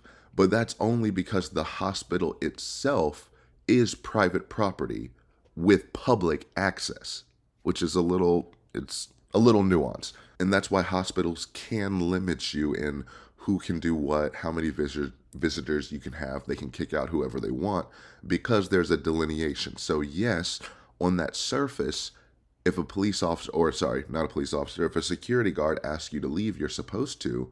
But if they don't leave, then they're trespassing and you call the police.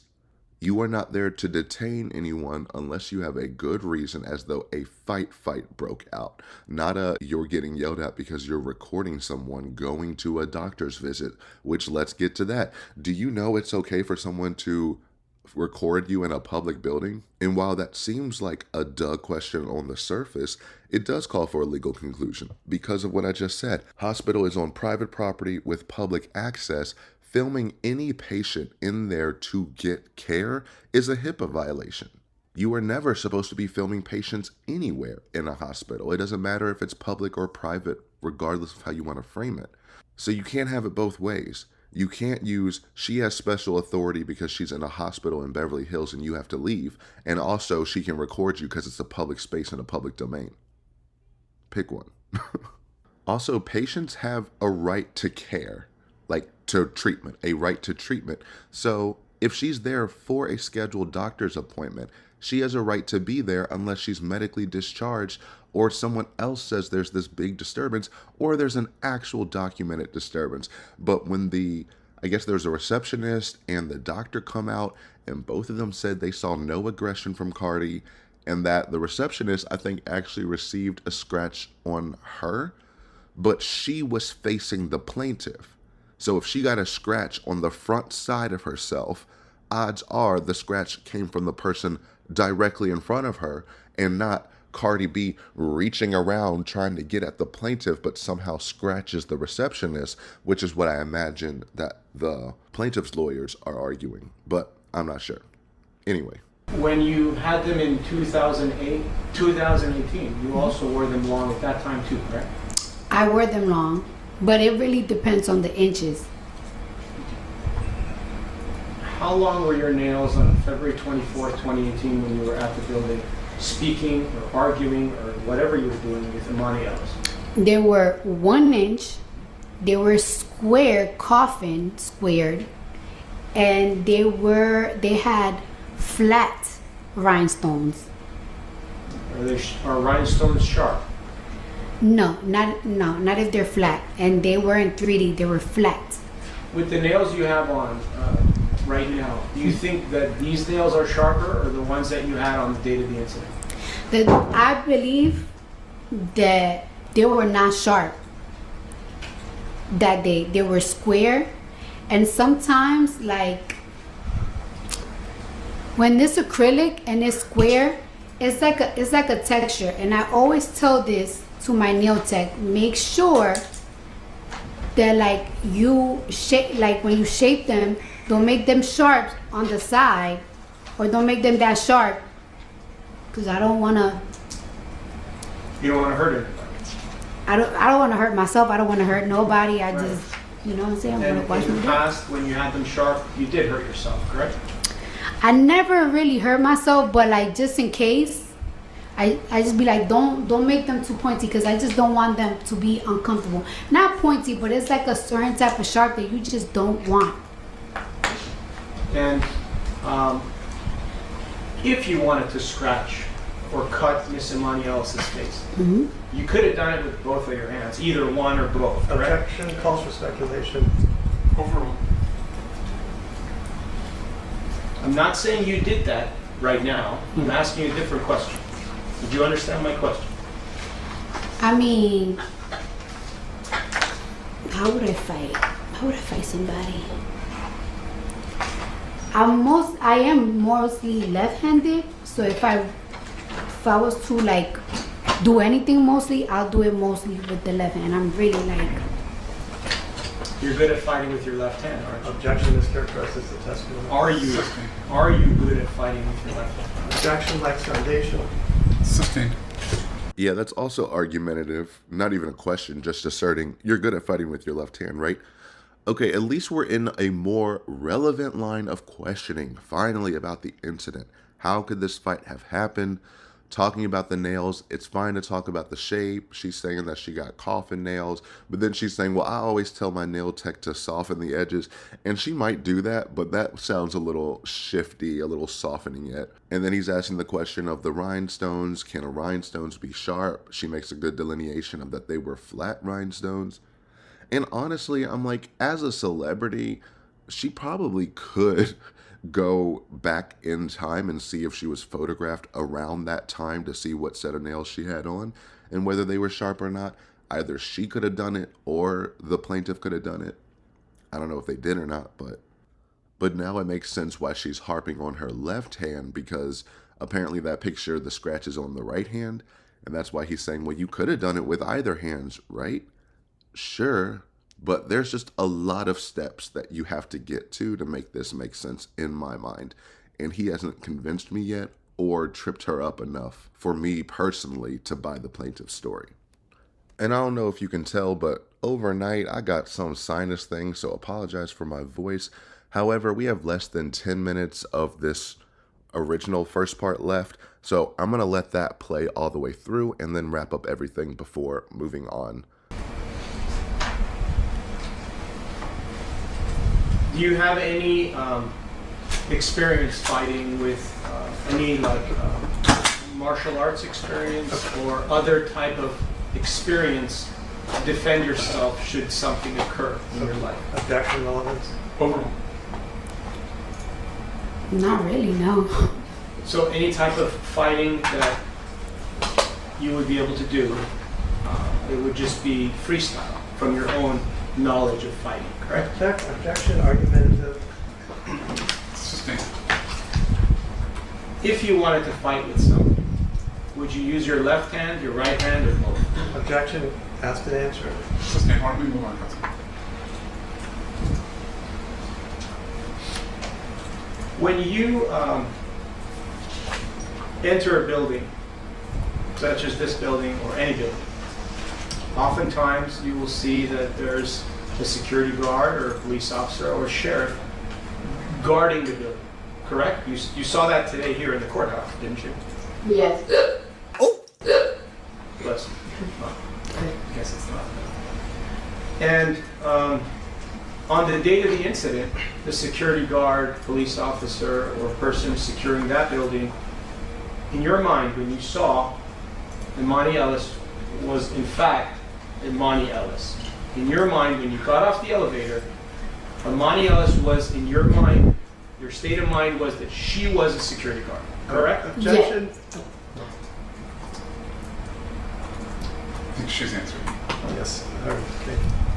And was there any doubt in your mind that she was a security guard? There was no doubt in my mind that she was a security guard. She had the security guard outfit on. That's why I was so confused that she was so aggressive, and she's supposed to protect me, the patient. I understand. If Imani Ellis had in fact told you to leave the building, would you have listened because she was a security guard? Objection. This is a complete hypothetical, irrelevant, lacks foundation.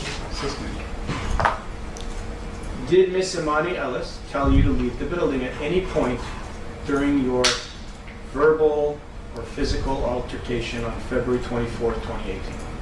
She told me, "You gonna leave my building. You gonna leave my building." Are you aware that Imani Ellis was hired by the owner of that building and had the right to tell you to leave? Objection. Calls for legal conclusion. Lacks foundation. Sustained. When Imani Ellis told you to leave the building, did you follow her commands? Objection. Relevance. Lacks foundation. You can answer. No, she wasn't acting like a security guard. But she was a security guard. Objection. He's arguing. The security guard So, tried to we're not attack gonna- we're not patients. gonna argue. The objection is sustained. We're not going to argue with each other. Did you believe in your mind that Imani Ellis was a police officer? No. If you thought she was a police officer, would you have handled the situation the same way? Objection. Incomplete hypothetical. Sustained. Let's just focus on what did happen. Now, when Imani Ellis spoke with you, when you exited the elevator, she spoke with you directly outside the elevator, the area directly outside the elevators, correct? I don't believe she got inside the elevator. I don't believe she did. That's my question is, did whatever happened between the two of you, did it happen inside the elevator, at the point of entry, or outside the elevator? Outside the elevator and down the hallway. Fine. And when Miss Ellis was asked the same question, do you remember her saying that it happened outside of the elevator as well? Do you agree with her testimony? It wasn't in front of the elevator anymore because I was walking and she was following me. So it wasn't in front of the elevator. It was outside the elevator because I already got off the elevator.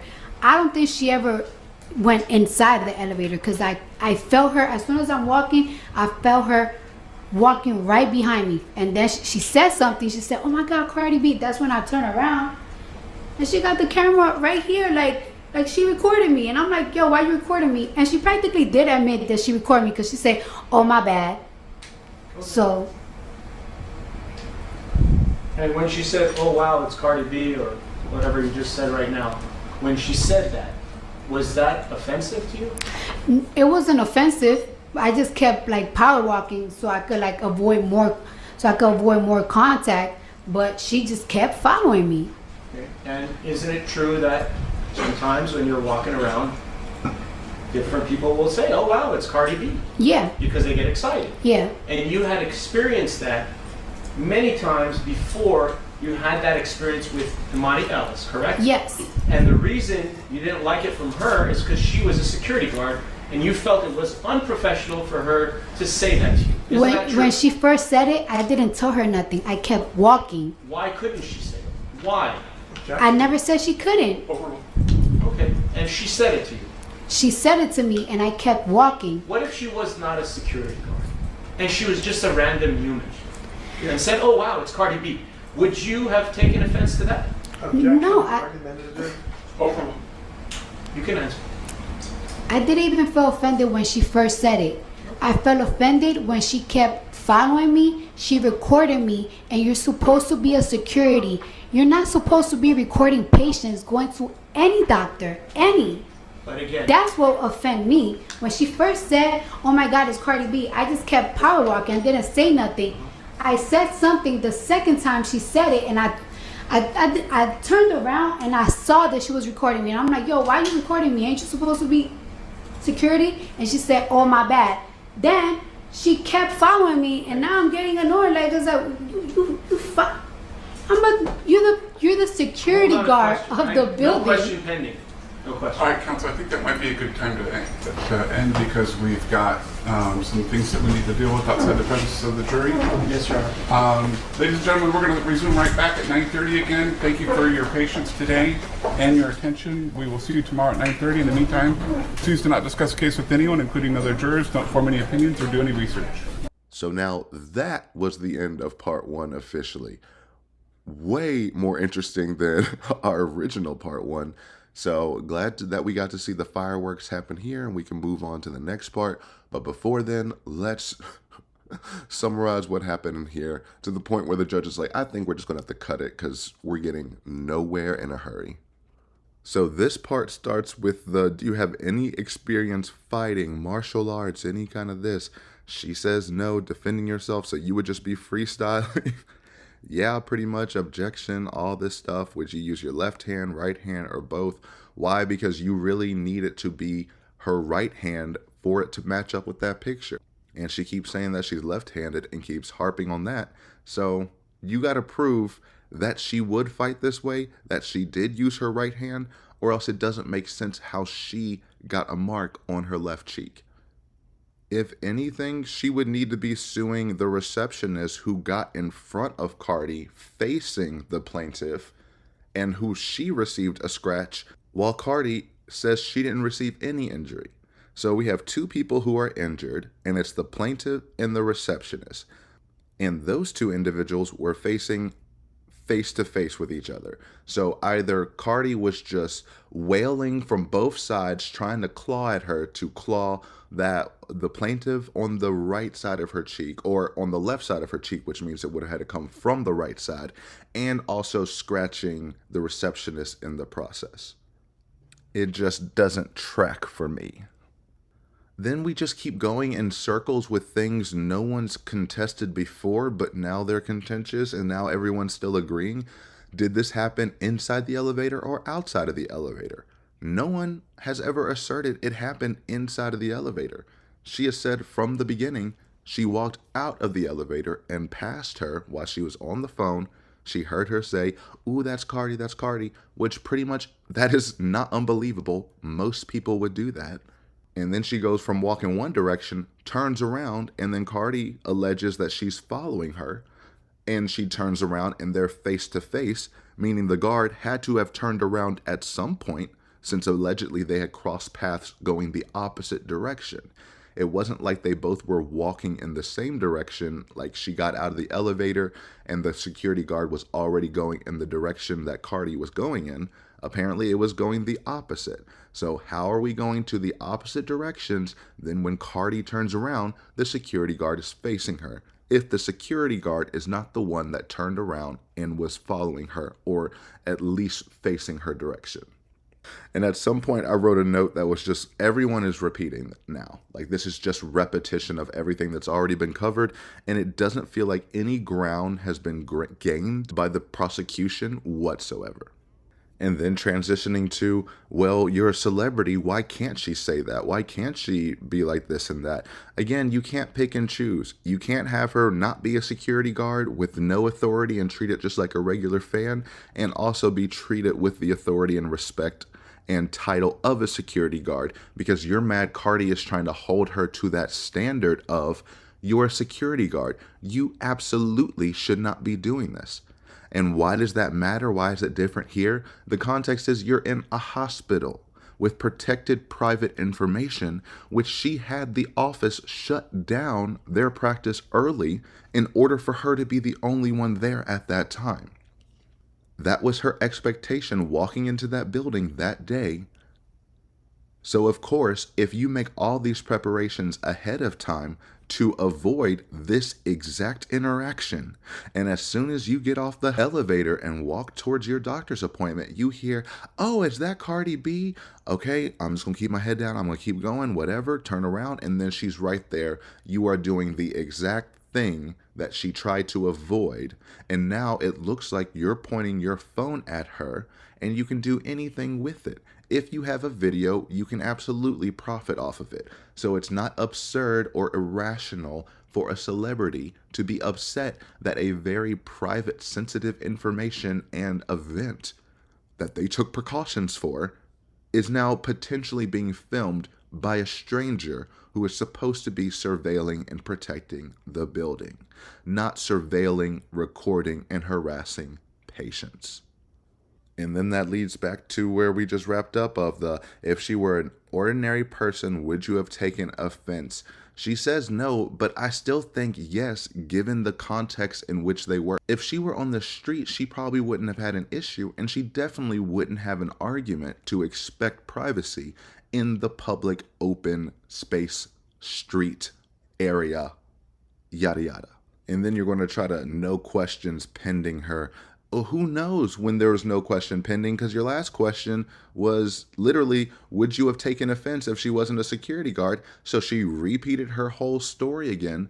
You never said, I have your answer, moving on, or whatever. You just stopped her in the middle saying no questions pending, acting like you did something. I'm glad the judge nipped it where he did. And he said that they have to address things off the record. I don't know where that video is. That I'm definitely not looking for. So now we're going to move forward again back to day 2 where we were and pick up there with the context we now have, which is he just said, we repeated all of this stuff yesterday. Why are we rehashing these same questions that you went round and round? Now we see just how round and round they went. So fast forward. Ding dong! Must be that whip that I ordered. And a new whip for my daughter. You know a bad bitch gon' spoil her out in New York, even in Georgia. Moving truckers quarter. When they still long like weed, but still wet like water. I don't want to go. She was skipping anymore. Make it go.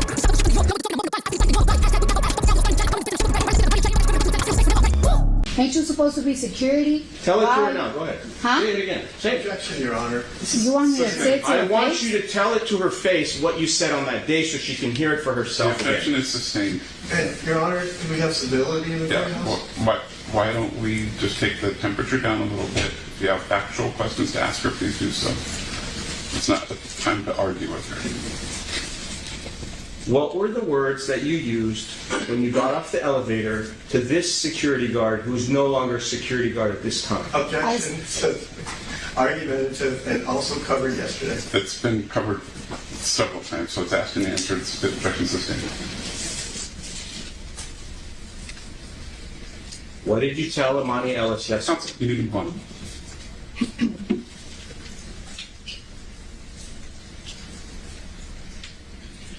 What were you holding in your hand at the time when you got off the elevator? Objection, excuse me, argument. Overruled. Nothing, correct? You weren't holding anything, were you? No. You had both of your hands free to do whatever you wanted to do, correct? Yes or no? Objection, relevance. Overruled. Yes or no? Yes. Okay. And if you wanted to scratch or cut her face with your right hand or your left hand, if you wanted to do it, you could have done it, correct? So you're not disabled. But I right? didn't because I had a baby inside me. How did she Time know? out, time out. Let's slow down the pace just a little bit before the opportunity to give objections and for the court reporter. What was the objection? Argumentative, relevance. Overruled. And again, I would ask that counsel lower his voice. This isn't. So, Your Honor, I was told yesterday that my voice was too low by others, so that's why it's a little bit higher today, so that everybody can hear what I could say, as well as the witness. I think that there's a difference between volume and tone. I think the volume is fine, the tone is a little bit argumentative. Thank you very much, Your Honor. I apologize for that. I will try to do my best to tone it down. What is the tea? The girls are fighting! No! The girls are fighting! Why? Okay, my guy is steam pressed right now. Where did this attitude come from out of nowhere? I get it, you're floundering up there, but that's not her fault. You keep re-asking the same questions. This whole day, we covered this yesterday. We covered this yesterday. Do you have anything new to ask? And then every time the judge is like, move on, you just ask the same question again, and they're like, why are we doing this? Move on, and now you have an attitude with everybody. Because he started nice, you know, as they all do. Good morning. Thank you for coming back, even though that was a little condescending. Good morning. Thank you for coming back today. Good morning, Ms. Cardi B. Good morning. As if she wouldn't come back. Then you switch on a dime when you start bringing up whether it matters that she was filming her or not. I'm not saying she was recording you. I am asking you this question. If she was recording you, why does it matter? And you've just been going at it ever since. I think he really wants her to crack, and that's not how you get a person like Cardi B to crack. Because she's a security guard and I'm going to a doctor's office. It definitely matters. The way you would work with someone like this is to play in to her construction of herself. She is a celebrity. You know, she's used to people fawning over her, treating her nice, this and that. But who Cardi B is in the life that she had before she became a celebrity absolutely knows how to instantly go into defensive mode without being cracked or shaken by someone yelling and trying to get aggressive. But if you're nice, you're playing into that, maybe stroking the ego a little bit, and then that harsh shift when it matters, that's when you trip up someone like this. But if you are trying to get a rouse out of her and make her crack because you're going on the offense, it is never going to work. And it's just cringe, but it's also really entertaining. I got to admit that. But also, how many times are you going to ask her what she told this woman? She cursed her out and has no problem telling you exactly what she said. And we arguing, cursing at each other. I did call her the B word. I did call her a bitch. Like, bitch, get out of my face. I did say, bitch, get the fuck out of my face. You're in my face. You're screaming in my face. Tell us in your own words what you said. I said, bitch, get the fuck out of my face. Why are you in my face? Why are you recording me? Ain't you supposed to be security? Why are you recording me? Ain't you security? Ain't you supposed to be security? I'm like, yo, why are you recording me? Ain't you supposed to be security? You're the security guard of the building. No question pending. How many times are we going to go through this? It doesn't sound bad any of the times. It's like, okay, and? Since you got your degree and you know every fucking thing. I will try to do my best to tone it down. So again, I will ask you to tell us and admit to this fact that you are not disabled, correct? I'm not what? Are you disabled? At that moment, no. No. Are you disabled? Are you disabled? Yes or no? At that moment, when you're pregnant, I'm very disabled. You want me to tell you the things I can't do? Fine. What was your disability? And there she goes. She clowns him again. It's just all this misplaced anger for me is just falling flat every time. So after that whole ordeal, you come back to, okay, I'll reel in my tone. So maybe you'll finally answer and admit to this. Do you have a disability? That question was snuck in there when everyone was talking over each other. No one even heard that question. And if you wanted to scratch or cut her face with your right hand or your left hand, if you wanted to do it, you could have done it, correct? But you're I not didn't. disabled. But right? I didn't because I had a baby inside me. But You're I not disabled. didn't. But right? I didn't. And now you're making it seem like she was evasive when she literally was over speaking you, sneaking in that question, which was an aside to your main question of, could you use both hands to hit her if you wanted to? And then Cardi is saying, but I didn't. I something. And you go, you're not disabled, are you? Sneaking that in. And then the judge is over talking. And then everyone's like this. And then da. Sometimes I'll start a sentence and I don't even know where it's going. I just hope I find it along the way. So coming back in hot with this question, that's why she's like, huh? Because that question is the first time she's hearing it. And you're making it sound like she's been avoiding it. And because you came in so hot with that, when she replies with a joke, it's going to land twice as hard. The fact you have this courtroom laughing at you multiple times And it's also, this overall point is still nothing. This overall point is leading to a hypothetical. You are interrogating her over whether she has a disability or not, just so it can support your question of, if you wanted to, you could have used one or both of your hands to swing and scratch at her, correct? And that's a hypothetical against what she is asserting. And your plaintiff doesn't have proof to the contrary besides apparently a scratch on her cheek that required plastic surgery. Do they have the plastic surgeon? I'm not that interested enough to check, but if they don't, they needed to have this person come up and pay them all this money to say she spent millions on the reconstructive surgery that she will never recuperate unless, I guess, say maybe $24 million. That might cover the procedure to get rid of that scratch. Wild. On February 24th of 2018, what was your disability?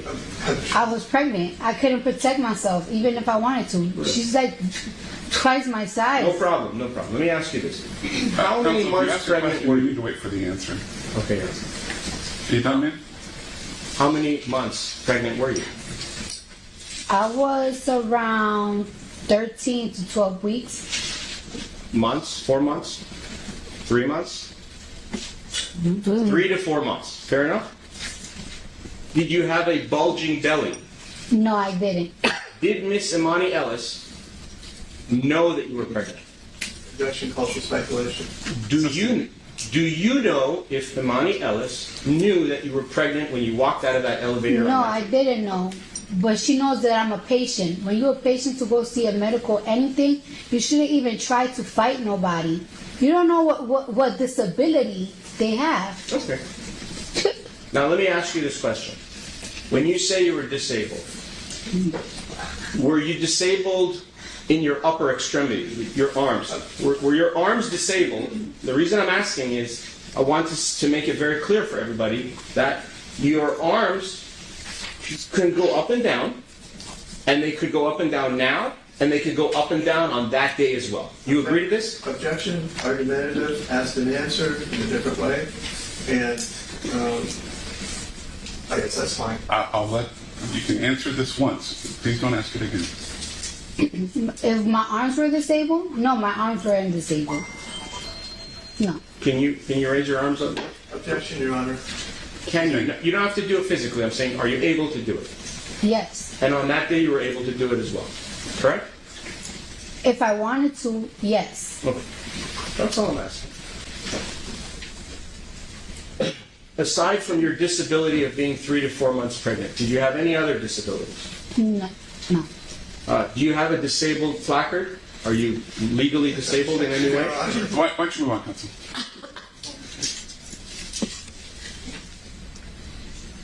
And the hoodie that you had on, what color was it? Was it black, white, yellow, purple, pink?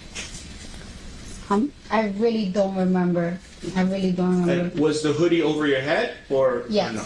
You wore it for what reason over your head? To protect your identity? It could be very. I don't really want people to recognize me. My hair not done, my makeup not done. I probably just woke up. A lot of reasons. And when you went there in the afternoon at 1:30 p.m., had you just woken up at that moment? Well, shortly before 1:30 p.m. on a Saturday?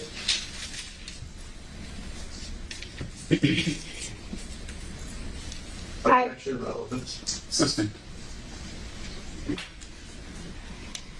When you went to the building at 1:30 p.m., were you fasting or you had eaten something before you went to see the doctor?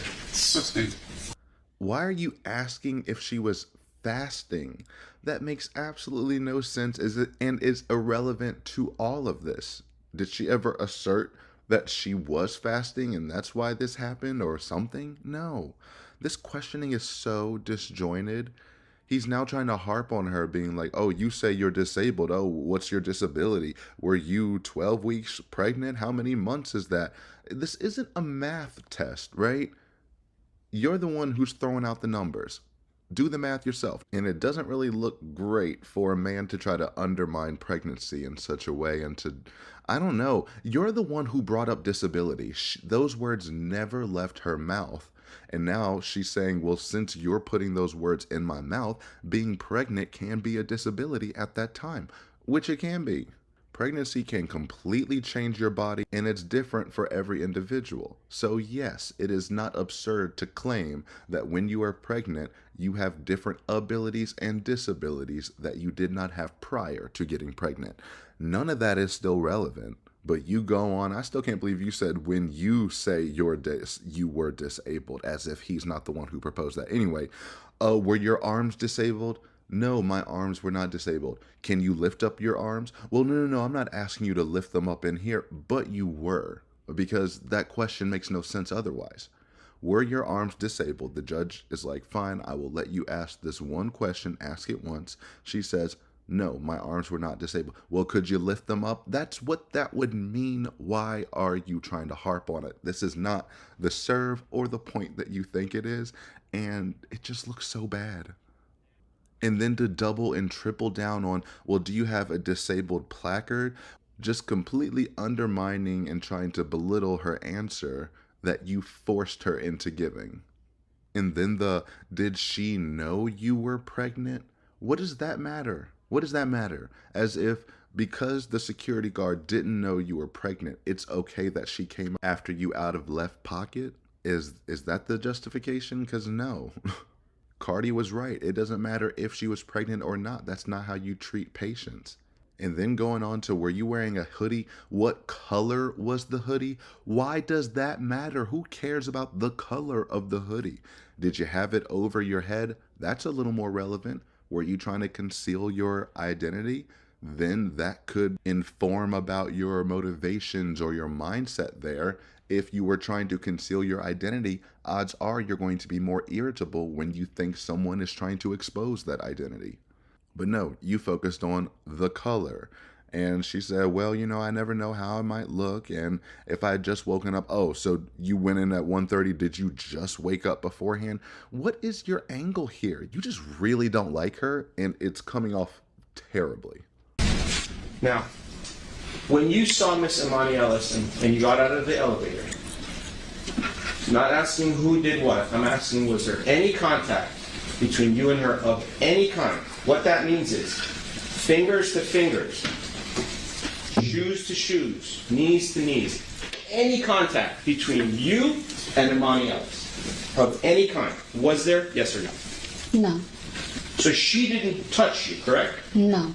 So if somebody comes here and testifies that she did do something to you physically, you disagree with that testimony, or you will, correct? She didn't touch me. Okay. She didn't get to touch me. No.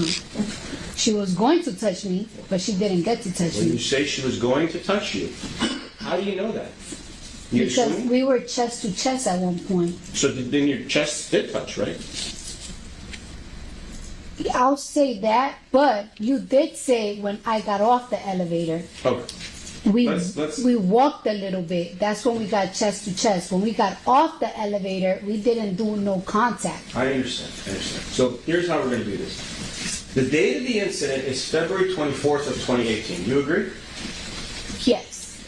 Now I'm going to talk to you about the whole day. Not just the minute you got off the elevator. When I say the whole day, from the moment you got off the elevator, you saw Imani Ellis, you had your fight with her, whether it was verbal or not. At some point, she went away and you went away. Mm-hmm. So during that segment of time of your life, which was how many minutes in your opinion? 5 minutes, 2 minutes, 1 minute? It was probably like a minute 45. It was so quick. Perfect. It was really quick. Perfect. So from during the 1 minute and 45 seconds. No. I didn't say 1 minute We 45 seconds. haven't had a question yet. Please phrase one that's intelligible. Yeah, double homicide. Damn. When the judge has to tell you to phrase a question that is intelligible, you're not doing great. These questions are all over the place and they seem to lead nowhere but just a circle. In a bad circle, I can't even count how many times she's repeated the same thing. From start to finish, she had said, she did not touch me, I did not touch her. And he has asked a million questions that elicit that same response. And then we'll set parameters that he doesn't really fill, and it's weird being like, we're going to talk about your whole day now. Okay, your whole entire day after you got off the elevator. Well, then that's not the whole day, okay? Say we're going to talk from the moment you leave the elevator to the rest of your day, not just the whole day, and you're phrasing it like she's dumb, she can't keep up with your confusing ass questions, whatever. During the few minutes or 1 minute or whatever minutes it was that you were with Imani Ellis, during that period of time of your life and her life, during that segment, just told us now, during that time period, at some point, you were chest to chest. You agree? Yes. There was physical contact between her chest and your chest, correct? Yes. Now, when you had the chest-to-chest contact, at that moment, were you angry? I was mostly nervous. Were you angry? Yes, I was angry. How angry were you?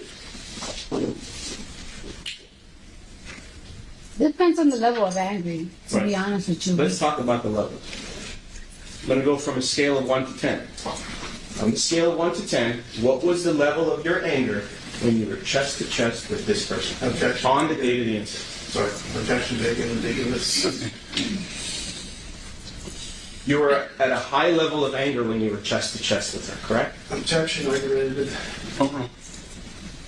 I don't think I was like on a high level of angry. I was more on a high level of concern. Very concerned. And why were you concerned? Because I'm pregnant and this girl's about to fucking beat my ass. Hello? Hello. Hello, I'm here. Again, it's just those snide little comments and this attitude that is just so repelling. Like, you would act like Cardi B is the plaintiff and not the defendant. You are making her seem so much more likable, so much more relatable, because she's just being berated and mansplained by someone who can't even formulate a solid question, or at least a relevant question, that would be of any use to his case whatsoever. But no. We're here asking the same question, trying to make basic building blocks. Okay, I finally got you to admit that we were touching chest to chest. Now I have to somehow get you from the chest to the 2-centimeter cheek scar that he called scar that she needed plastic surgery from. What plastic surgery can you even get for a 2-centimeter scar on the face? I don't know. But in a civil case like this, your lawyer needs to make you look empathetic. You look like the victim against this very vicious attacker, and you're just not doing it. So when she was going to beat you, like you just testified, what did she do to have you believe that she was going to beat you? What did she do? She was on my face, chest to chest, and while we arguing, she's backing me. So we practically arguing, and I'm backing, and she's like walking forward. Right. And she's, you said she's bigger than you, is that correct? Absolutely. Oh! How do you know that? I mean, look. I'm looking, I don't agree with that. Oh! What is your basis? Are you saying she's physically bigger, she's taller? I mean, you have her medical records, right? I don't have anything. I want to ask you the question. I mean, I was 130 pounds at that time. Bon appetit.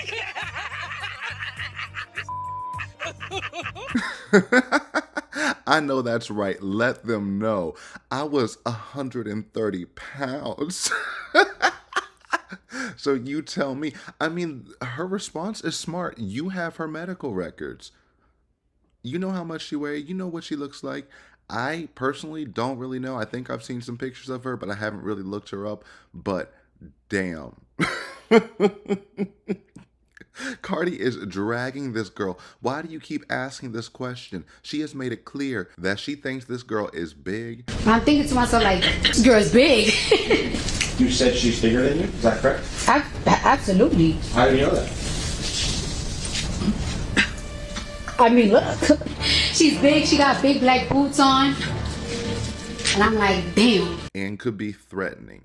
Whether that's true or not. Also, you want to add the context that she is a security guard. I don't know what her uniform was, but that could also make you seem more intimidating and bigger. But yeah, how many times you gonna make Cardi call her a big back on the stand? I'm just wondering. So she's overweight, right? In your opinion. Objection, relevance. She's a little... You don't need to answer me. But she wants to answer. She wants to answer so bad. Okay. Did you make fun of her that she was overweight when you were there in the hallway? I don't think so. Did you call her fat? No, I was calling her a bitch. Bitch? Yes. Do you think that's respectful to call a security guard a bitch? Objection, relevance. Is that how you talk to everybody? Objection.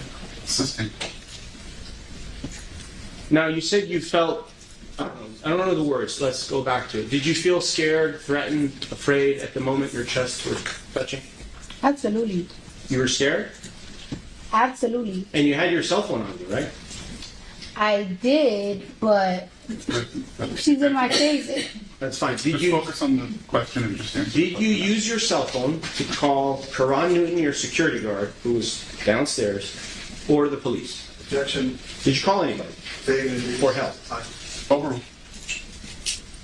When I got inside the doctor's office and I said, like, on the little bed thing, I told him, yo, you wouldn't even believe what just happened.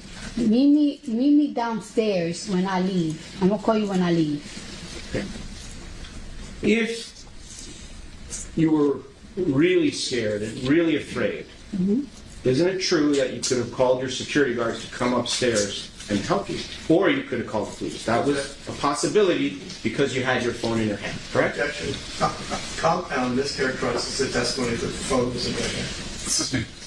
You had your phone in your pocket on the date of the incident? Objection, relevance. Assisting. Can we agree that you didn't call your security guard to help you after the incident, correct? To help you. You did call him, but you didn't call him to come upstairs. I apologize. I thought it was mischaracterizes the testimony. Overruled. Yes. I didn't call him to help me. It was already done. It was done. Okay, now let's talk about the fingernails. Okay? Fingernails. Something new? Not the judge saying something new, as in, are we doing this again? Are you about to run in circles again with these nails? I'm guessing he is.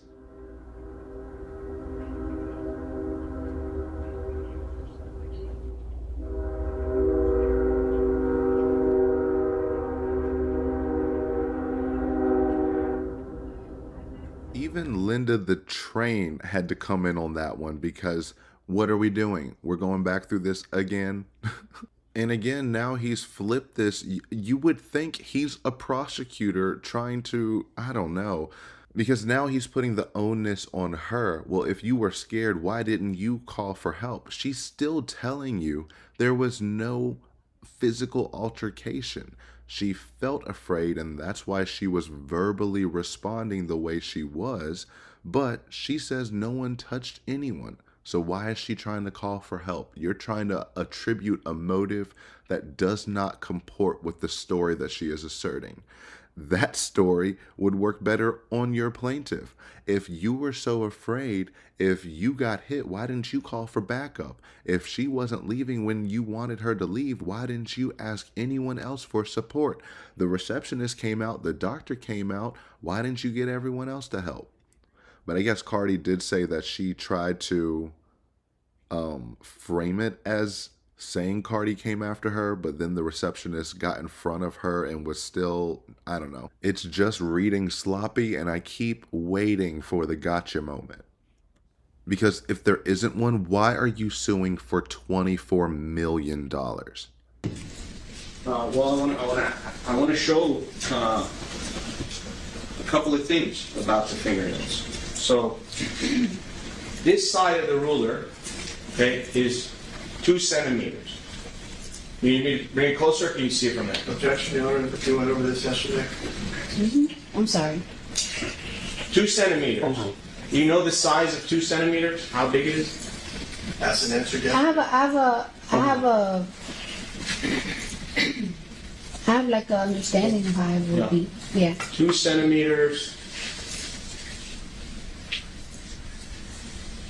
is a little bit less than an inch. Okay? Now, Miss Imani Ellis had a scar to her face of 2 centimeters long, and she received plastic surgery for that. And my question to you is, did you at any time see a scar on Miss Imani Ellis's face, or a cut, or a scrape, at any time during the time of the incident? No. And she couldn't get a scratch from me because I didn't touch her.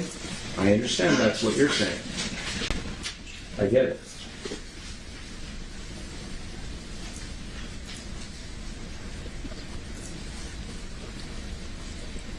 Did you look at Miss Imani Ellis's left cheek at any time during the incident?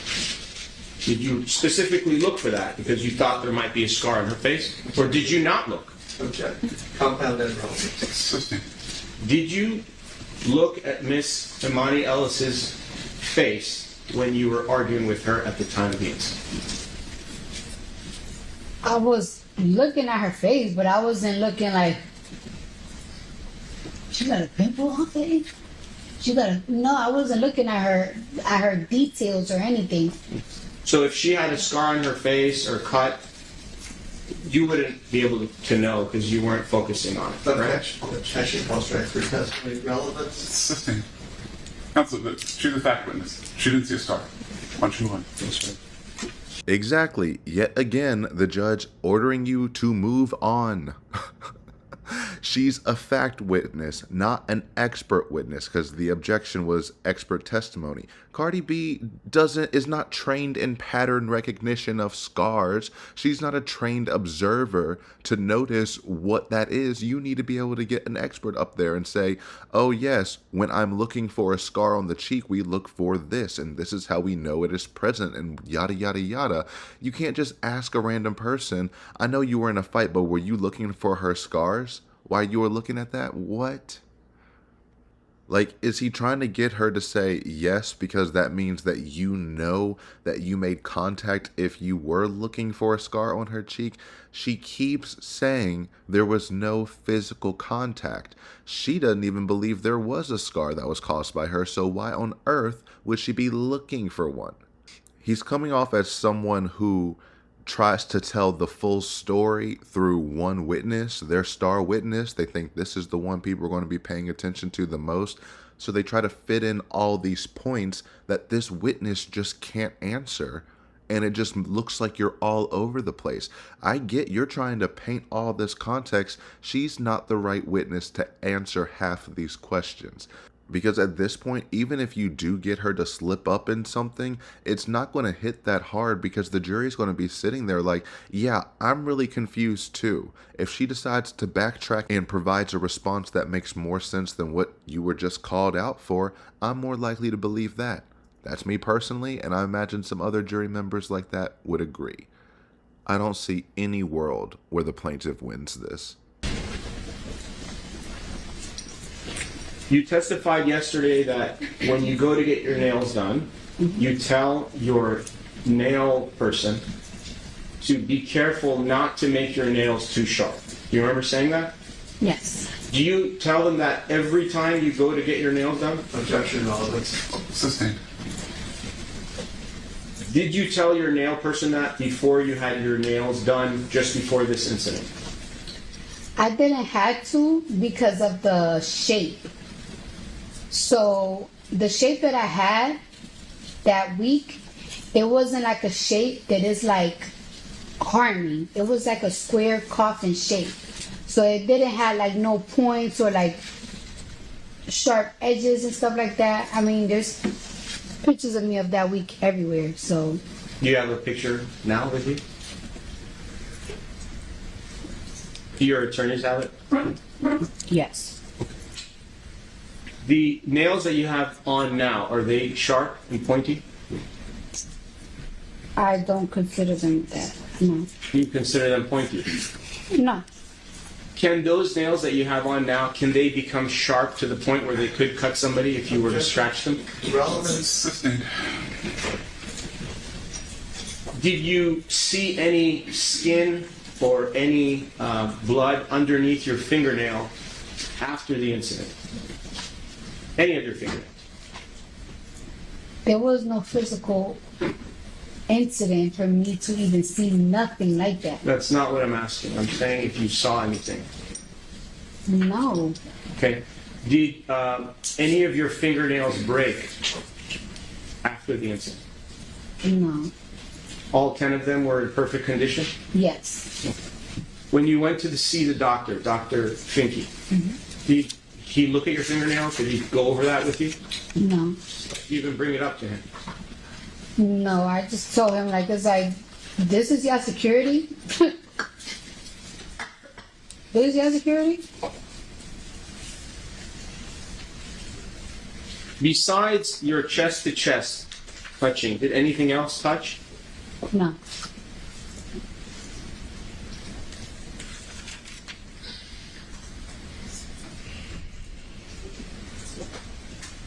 Okay. And you're a firstborn child? To my mother, yes. Okay. And you have other siblings, other brothers and sisters, right? Mm-hmm. Is that a yes, ma'am? Is that a yes? Yes. Sorry. Okay. And as you testified yesterday that the baby in your stomach that was 4 months or 3 to 4 months old was your first child, correct? Mm-hmm. And you've had other children, correct? After? Yes. The other relevance. Sustained.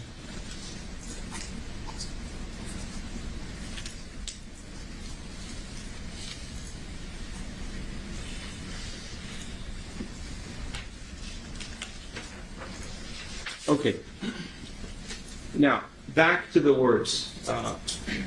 I asked you yesterday if you used the N-word, if you called Miss Imani Ellis the N-word. You said you did not, correct? No, I didn't. But you've said that word before in your lifetime, correct? Objection, relevance. Sustained.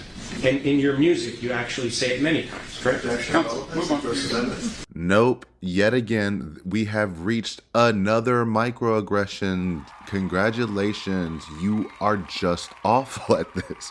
But I can't stand this. This is a personal pet peeve of mine. When they bring up rap lyrics in court cases that have nothing to do with that, just as a means to try to disparage the character of someone, saying just because you said it in a song, that means you must be blank. You must feel that way. I know they brought it up in even one trial dealing with Michael Brown. They brought up rap lyrics they found from songs they found after his death.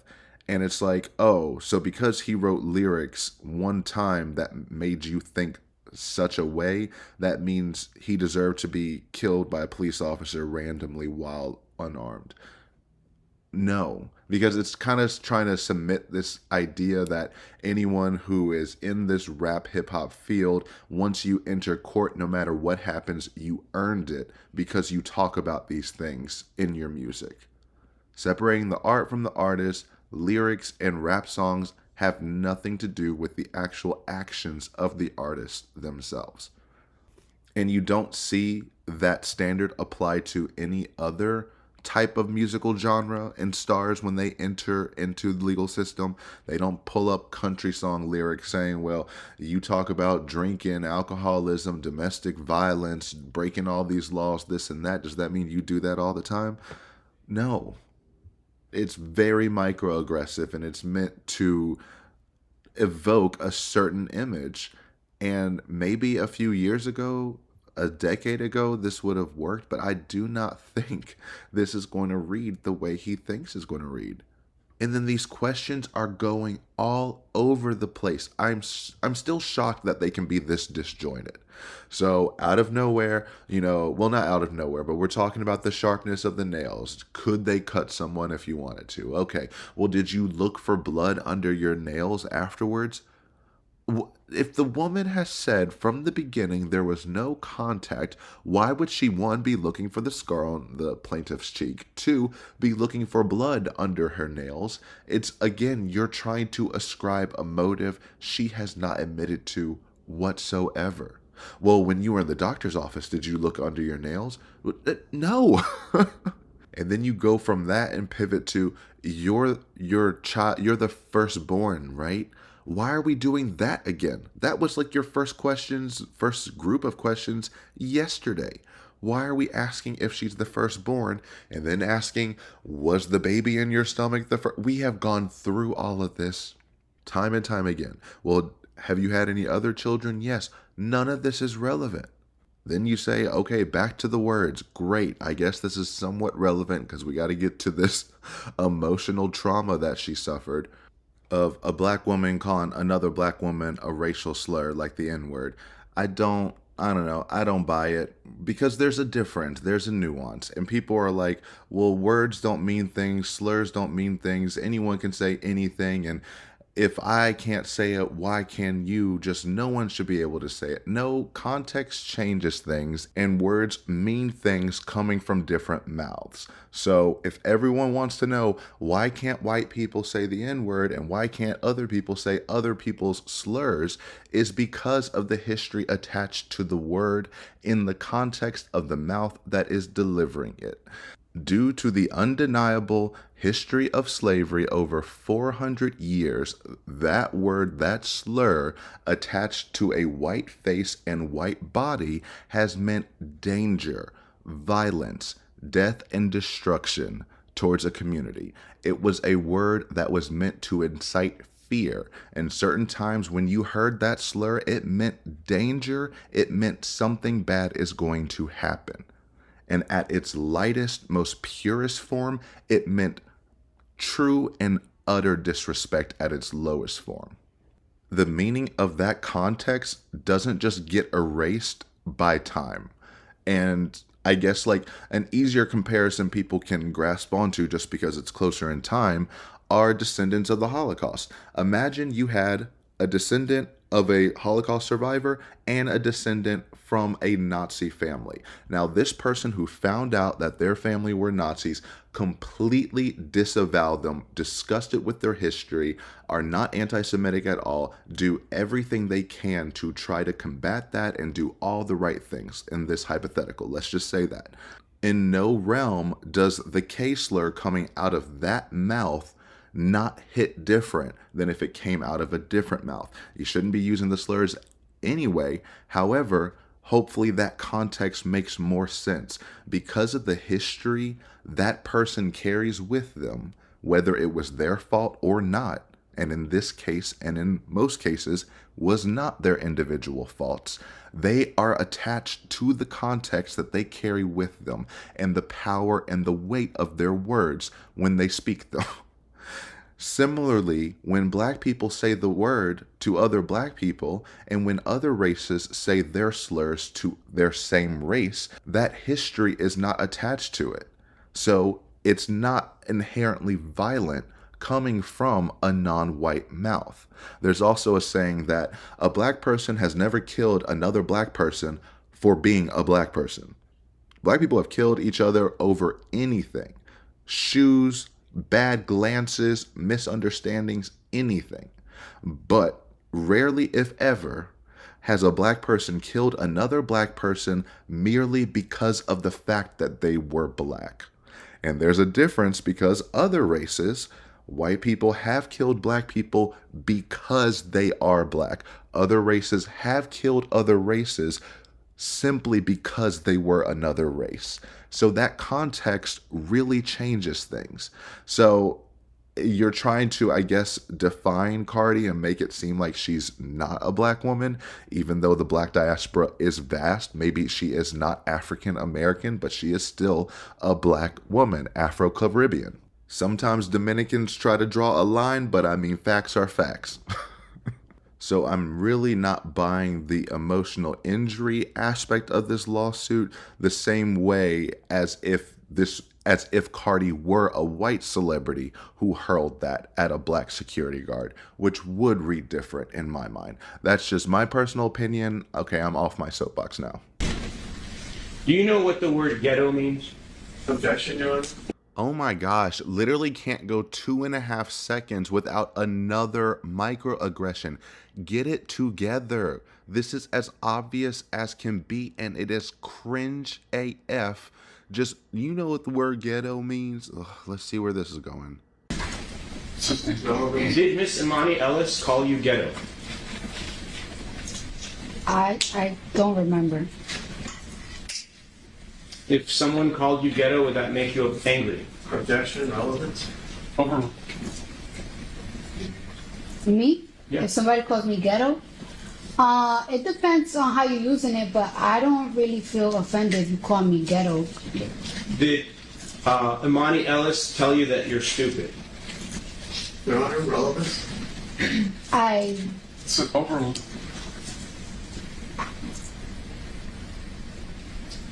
I really don't remember.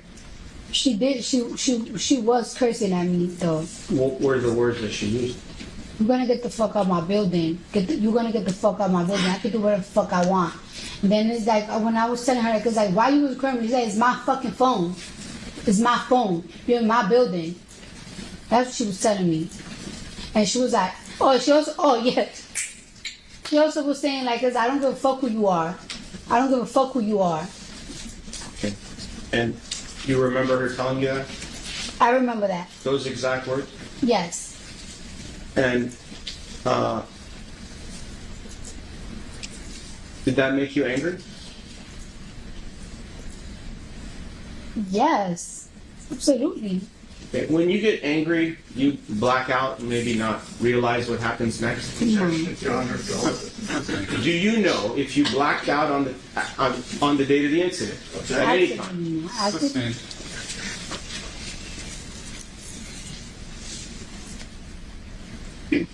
All right. And when you were yelling back and forth, and you were speaking and yelling and screaming, you were, correct?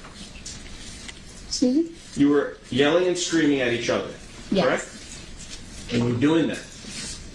Did your spit come out of your mouth and go onto Imani Ellis? I don't think so. No. But it's possible, right? Objection. Because when you're speaking, sometimes you use many, many words, the spit comes out, correct? Objection. You agree with this? I'm sorry, what's the objection? Well, relevance, Your Honor. Overruled. You can answer. I'm not sure. I don't think so. I don't think it'd be happening. I don't know.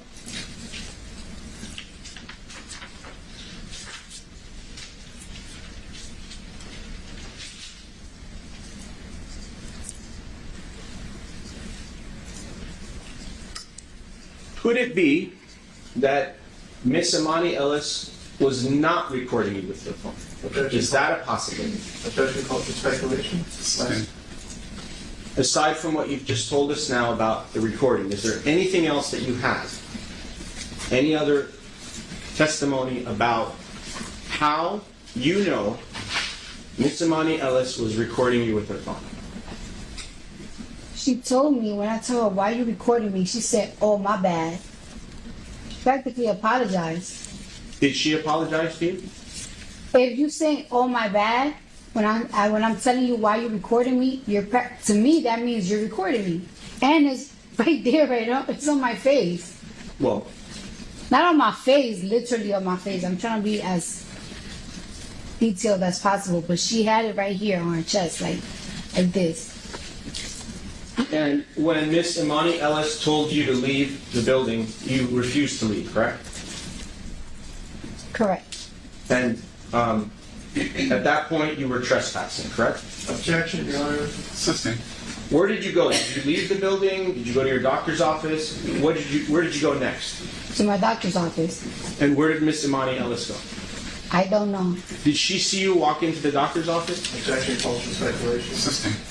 Did you see Miss Imani Ellis when you walked into your doctor's office? That I saw her. Right. We was arguing. The receptionist came out. She got in between us. They were like, kind of like, she was like trying to calm her down. The doctor was already coming out, and he was like, go to my office. So I'm like, after that, I just went to his office and I never seen her again. Okay. And when this, how long after, from the moment you saw Miss Imani Ellis, how long after did the doctor think he come out of his office? Was it in the middle, towards the end? Can you give us an estimate of time? Can you repeat that a little better? Sure.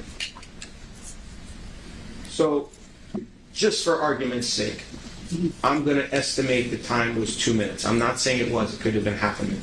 Just for argument. So during the 2 minutes that you and her were outside in the hallway, screaming at each other, whatever you were doing, for those 2 minutes, how long after the 2 minutes, or sorry, how long from the beginning of the 2 minutes to the end did Dr. Finke come in? So he could have came in at 59 seconds, 119 seconds, 1 second. Do you understand my question?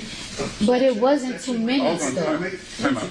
No, she doesn't understand your question. No one understands your question because it doesn't make sense. You are saying, just for argument's sake, let's just say it was 2 minutes. How many seconds was it? So you're going from a hypothetical and then asking for a factual answer as if it's supposed to fit in there. And then you're saying, was it like 59 seconds or 119 seconds? Like, what are we doing? And what is that translated? That's a second under a minute, a second under 2 minutes. Everything is just so confusing. So no, we don't understand what you're doing and why this is still going on. You just need to rest your case and hope your reputation survives this, because yikes. So not only the offensiveness of saying, did she call you ghetto, this and that, who cares? But now it's, well, did you black out? Another microaggression. Well, would you even know if you blacked out? Who's alleging that anyone blacked out? Is your plaintiff even saying that, oh, it seemed like she blacked out, like she went from 0 to 100 out of nowhere? I feared for my life and she attacked me? No? Why are we asking this question? All right, go ahead. It wasn't. I'll withdraw the question. All right. All right, let's do it again. How many seconds, I need to know this, how many seconds were you and Miss Imani Ellis in the hallway? Let's just pick a time. You pick it. I'll say from like the beginning all the way to like walking down, it had to be like a minute or less. Okay. Like, And you say walking down, you mean walking into Dr. Finke's office or leaving the building? excuse me? When you say walking down where? Remember, I got off the elevator, so I'm walking, trying to find the room, the office. So in between that was like the minute there. Okay. Like I like the verbal dispute, it had to be like 20 seconds of that. Okay. Fine. When did Dr. Finke come out of his office? At the end. When it was all done, correct? Mm-hmm. Well, when Tiara was calming down, she was still like screaming and like trying to explain herself to Tiara. I just walked away. All right. When you got off the elevator, was there anyone else in that hallway or in that vicinity? No. And how long did it take before Tiara came out? How long did it take? And that's Tiara Malcolm. Yes. What's your best estimate? Like 40 seconds at most, or like 50 seconds, like around there. I don't know. So you and Miss Imani Ellis were alone for approximately 40 to 50 seconds before anybody came out into the hallway, correct? Yes. And in those 40 to 50 seconds, anything could have happened. Objection. Right? Assisting. You could have scratched her face, you could have cut her face in those 40 seconds. Counsel, we're not going to engage in speculation. If you have fact questions to ask her, please do so. When you had the fingernails on that day, what color were the fingernails? Do you remember? They were like Green? no, they were like orangey. And you said that there were some kind of flat stones on there? Yes, Were those flat stones on all 10 fingernails? most likely yes. Were the 10 fingernails all the same size and had the same exact stones on them? Mm-hmm. So if there was one that stone, yes, ma'am? Yes. if there was one stone, it would be one stone times 10? Or is one might have 3 stones, another one may have 1 stone? Do the stones change? Objection. Vague, ambiguous, calls for speculation. What do you call them? The things that you said yesterday, what did you call them that were on your fingernail? Flat rhinestone. Flat rhinestones. Were any of them sharp? Not if they're flat, they're not sharp. If they're like 3D, like popping up, they sharp. But if they're flat, they're not sharp. Okay. And do you ever wear the ones that are 3D? Objection, relevance. Assisting. Were you wearing the ones that were 3D on the date of the incident? No, At any time? no.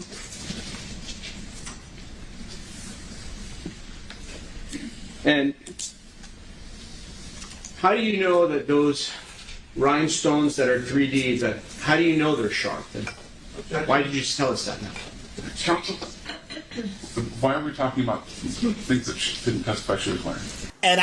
Here we are yet again, the judge asking you to move on.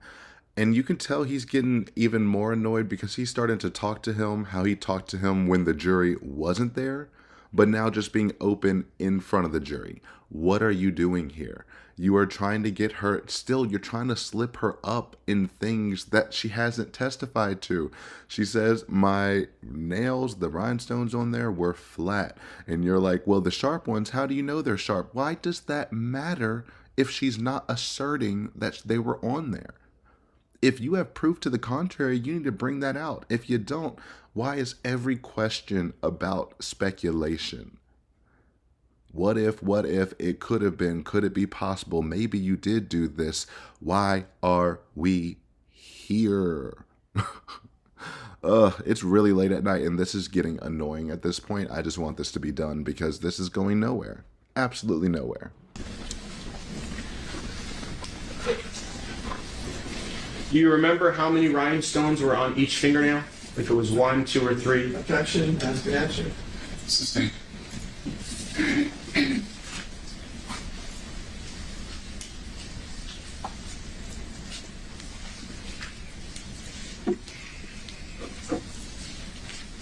Aside from that day, the date of the incident, which was February 24th of 2018, aside from that day, have you ever seen Miss Imani Ellis either before or after that day?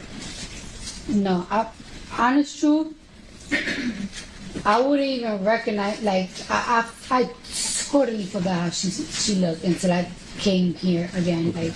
Well, isn't everything you just told us the honest truth? Yes.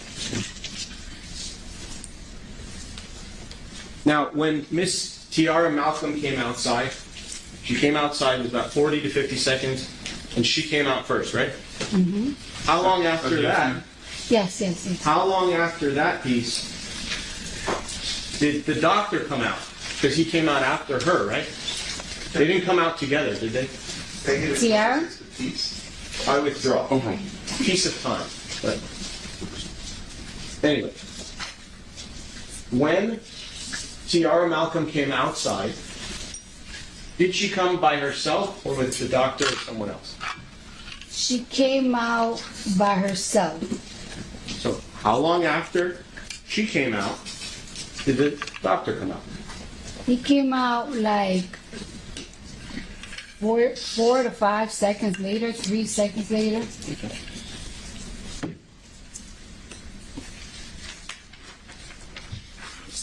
When Tiara Malcolm came outside, how did she get between the two of you if you were chest to chest?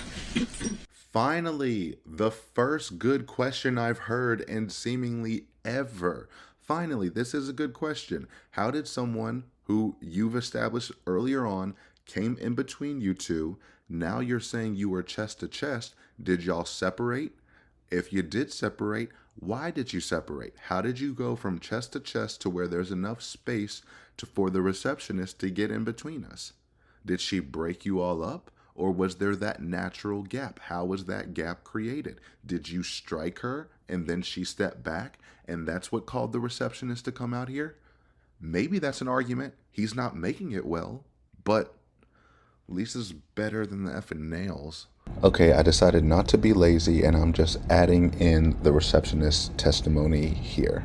I just was trying to calm everything down, take Cardi B into the office, and I was trying to go. It was my sister's baby shower, so I was trying to get out of there.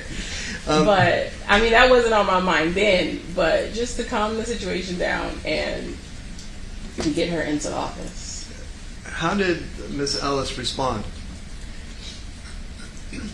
I don't even know if she heard what I asked because it was just more of just being upset. And no, I'm not going to do that. And just, them still exchanging words even with me in between. Yeah. Was Miss Ellis yelling at Cardi B?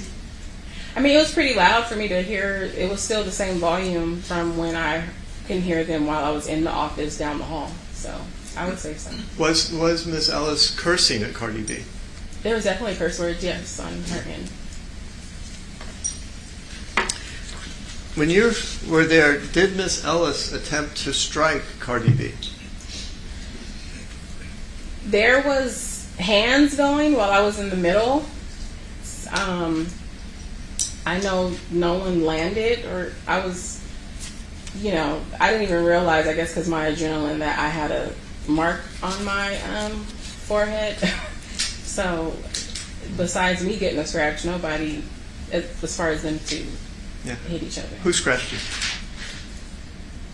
Based off of, like I said, I didn't know that I even got scratched until I went into the office, and the nurse was like, "Tiara, your forehead." But I can only assume Cardi B was behind me because that was my main concern. Objection calls for speculation. So Cardi B was behind you, and you were facing who? I was facing Miss Ellis. And you got hit on your forehead and didn't even realize it at that point. Yeah, blood. Just let him finish the question. Oh, sorry. And so you got hit, you were facing Miss Ellis, and she was swinging away? I can say there was definitely, people talk and like this type of action going on. Right. Yeah. And you were hit on your forehead, which was facing Miss Ellis, correct? Yes. Okay. What happened next? After, just going back and forth, Dr. Finke came out. Once he came out, I believe after that, I don't even really remember what was said, but I know I continued to take Cardi B into the office, to her exam room, and then I went back to the front. Okay. Did you witness Dr. Finke try to get Miss Ellis to leave the hallway? Yes, that's what kind of, since he came out and he was talking to her, that's what kind of distracted or, gave us the opportunity to just go into the office. Okay. And do you recall anything that he said to her? I think he was on the same temperature as me. Just, you're at work. Why are you up here? Go back, downstairs. And what are you doing? Type of energy. Okay. When you were face to face with Miss Ellis, I take it you could see her face? Yes. Did you see any scratches on her face? No. Did you see any cuts on her face? No. Did you see any blood on her face? No. Did you see any injury at all on her face? No. Did you see any spit or spittle on her face? No. Did anyone spit in that encounter? Objection calls for speculation. While you were there, man. While I was there, no. Did you hear Miss Ellis yell at Cardi B, and excuse my language, I will fuck your up. Something, yeah, something along those words. So to me, that's pretty telling, and the fact that it aligns pretty much perfectly with what Cardi's been asserting. Again, how did this case get this far? She literally, she was like, "What are you guys doing? What's going on? Like, what's going on?" And then she goes like, "This bitch just fucking hit me. This bitch just hit me. I'm about to fuck her up." And I'm just like, I was so confused because it's like, no, I didn't. Like, I didn't hit you. And then that's when like Finky came out, and he's like, what's going on? Go to my office. So I just like went to his office and stuff like that. Like, that's it. It's done. Right, but you testified that Tiara Malcolm at some point was in between the two of you. Yes. Yeah. You got a hamburger bun with a hamburger. Yeah. He was the hamburger, and the two of you were the buns, correct? Yeah. Right. How did the hamburger get inside the bun? I'm not sure if I gave her space or one of us gave her space. She wasn't like really like in. She was just like, "What are you guys doing? What is this?" And then she just got in the middle because she just was like going crazy. I don't know where she just turned up like. And you just testified now that Imani Ellis was yelling that you hit her, Mm-hmm. right? Yes. She was saying that. Mm-hmm. And you didn't hit her. No. Did you take a swing at her? No. When Miss Tiara Woods was in between the two of you, did you try to take a swing over Miss Tiara Woods? No. How tall are you? So I don't know who Tiara Woods is, but Tiara Malcolm, I apologize. Tiara Malcolm. Do we have a question? How tall are what you? was the question? How tall are you? How tall I am? Yeah. 5'3". Okay, how about on that date of the incident when you had your shoes on? Were they flats? Were they heels? What was it? It's like the flats. So, and do you know how tall Miss Imani Ellis is? No. When you were standing face to face, were your eyes like the same level, or did she look taller? Did she look shorter? What is your recollection? We was face to face, so she's practically like my height, or just much taller, but she was practically my height. But she is like What? Hey. security heavy. What does security heavy mean? Just tell us. There's no harm. What does that mean? Like, she just looks a little like she could protect the building type big. You know what I'm saying? She just Right. looked more developed than me. Okay. And aren't security guards to be more developed than you? Assistant. But that's kind of the point. Security guards are more likely to be, security heavy. That security heavy is insane. Oh, it's so good though. And he's like, go ahead, say it. There's no harm. Yes, there is, because you're asserting that there was harm caused by her calling her fat. Because if she did say it, then you would turn around and say, see, she said it. This is how she said it to my client. I want you to say it to her face. Huh? Say it again. Say it. Objection, Your Honor. You want me to say it to I her want face? you to tell it to her face. What? I'm thinking to myself like, girl's big. But it's wild. Yes, Cardi B is notoriously known for being short, very small. And you're like, well, how tall were you? Were you in heels or flats? I don't know. Would a pregnant woman who's trying to hide her identity going to an OGBYN wear heels to the appointment?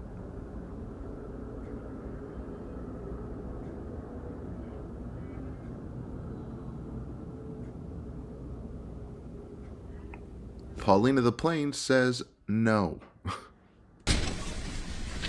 Did you at any time tell Miss Imani Ellis that you were pregnant? No. That building, you agree, is not Cedars-Sinai Hospital, correct? Objection, my submission. Also, this was covered. I withdraw the vote. The building you were in was a medical building, correct? Yes. But it wasn't a hospital. No. Was it a hospital? No. And there's all type of different tenants that are in the building, right? Objection, my submission. Do you know if there were other tenants that had offices in that building? Objection, relevance. You were on the 5th floor, correct? Yes. And when you were walking down the hall, there were other doors there, correct? It wasn't just Dr. Finke. There was other different offices there, correct? Objection, relevance. Sustained.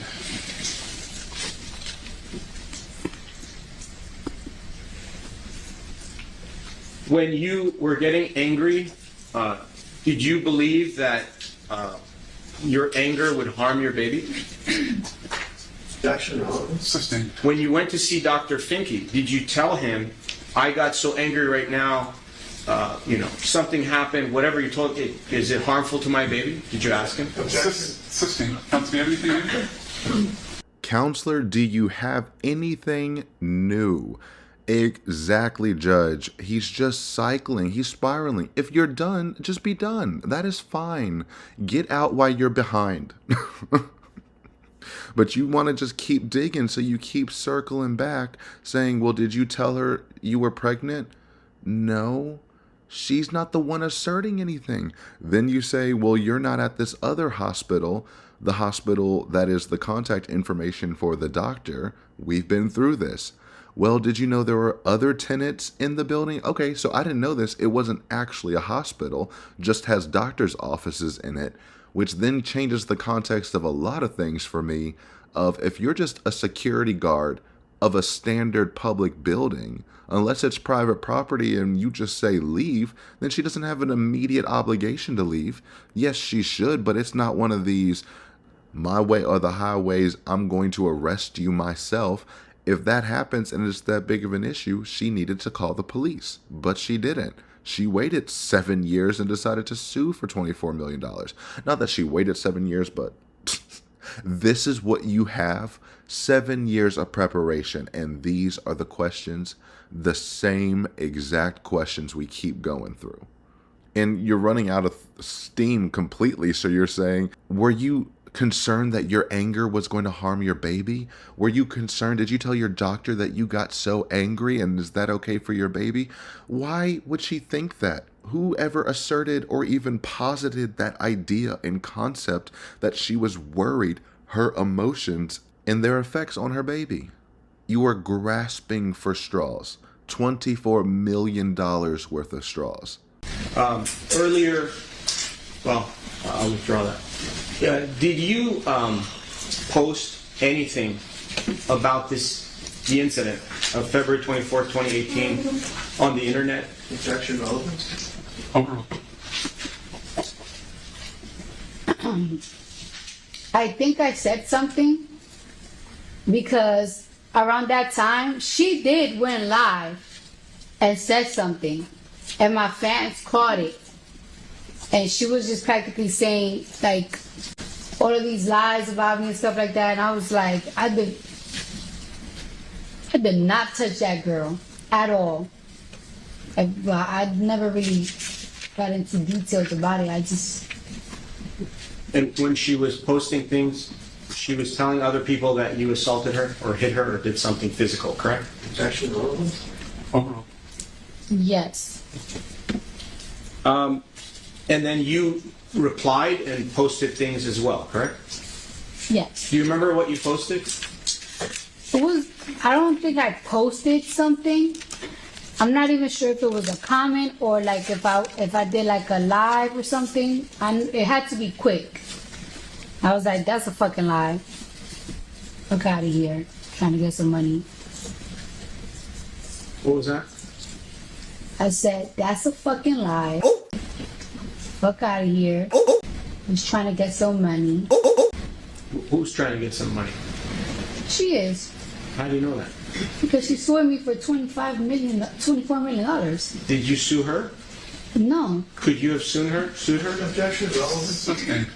Why are you asking her if she could have sued your client? That makes both of them look like equal aggressors. If both sides could have presumed that the other side was the aggressor, why is one side asking for $24 million and the other side is asking for 0? If you are a jury member, it just makes no sense.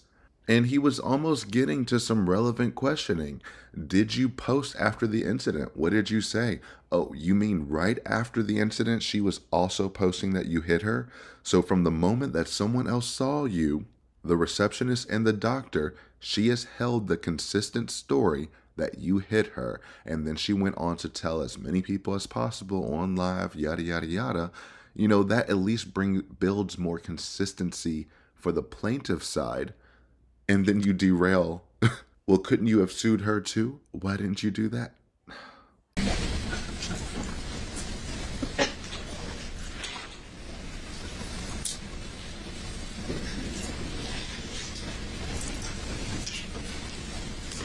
Did you ever apologize on those internet or emails or whatever you posted? Did you ever on the posts apologize for anything that you did that day? Objection, relevance. Sustained. Argumentative. Do you feel by using all those words you should have apologized? Objection, relevance. Sustained.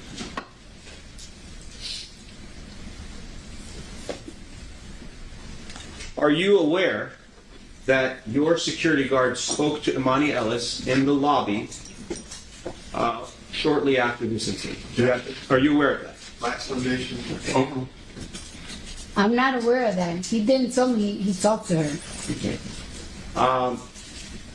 Are you aware that your security guard, Karan Newton, on the day of the incident, apologized to Miss Ellis on your behalf? Objection. sustained. Did your security guard tell you that he apologized to Miss Ellis on your behalf at any time? Objection. Asked and answered. Argumentative. Lacks foundation. Sustained. Have you ever been assaulted and battered in your life? Objection, Your Honor. Sustained. Have you ever been abused in your life? Counsel, if you're out of questions, you can pass the question. Did you know that by your actions, you took away the feeling of safety for Imani Ellis? All right. Counsel? Yes, Your Honor. Are you done? I have a few more questions.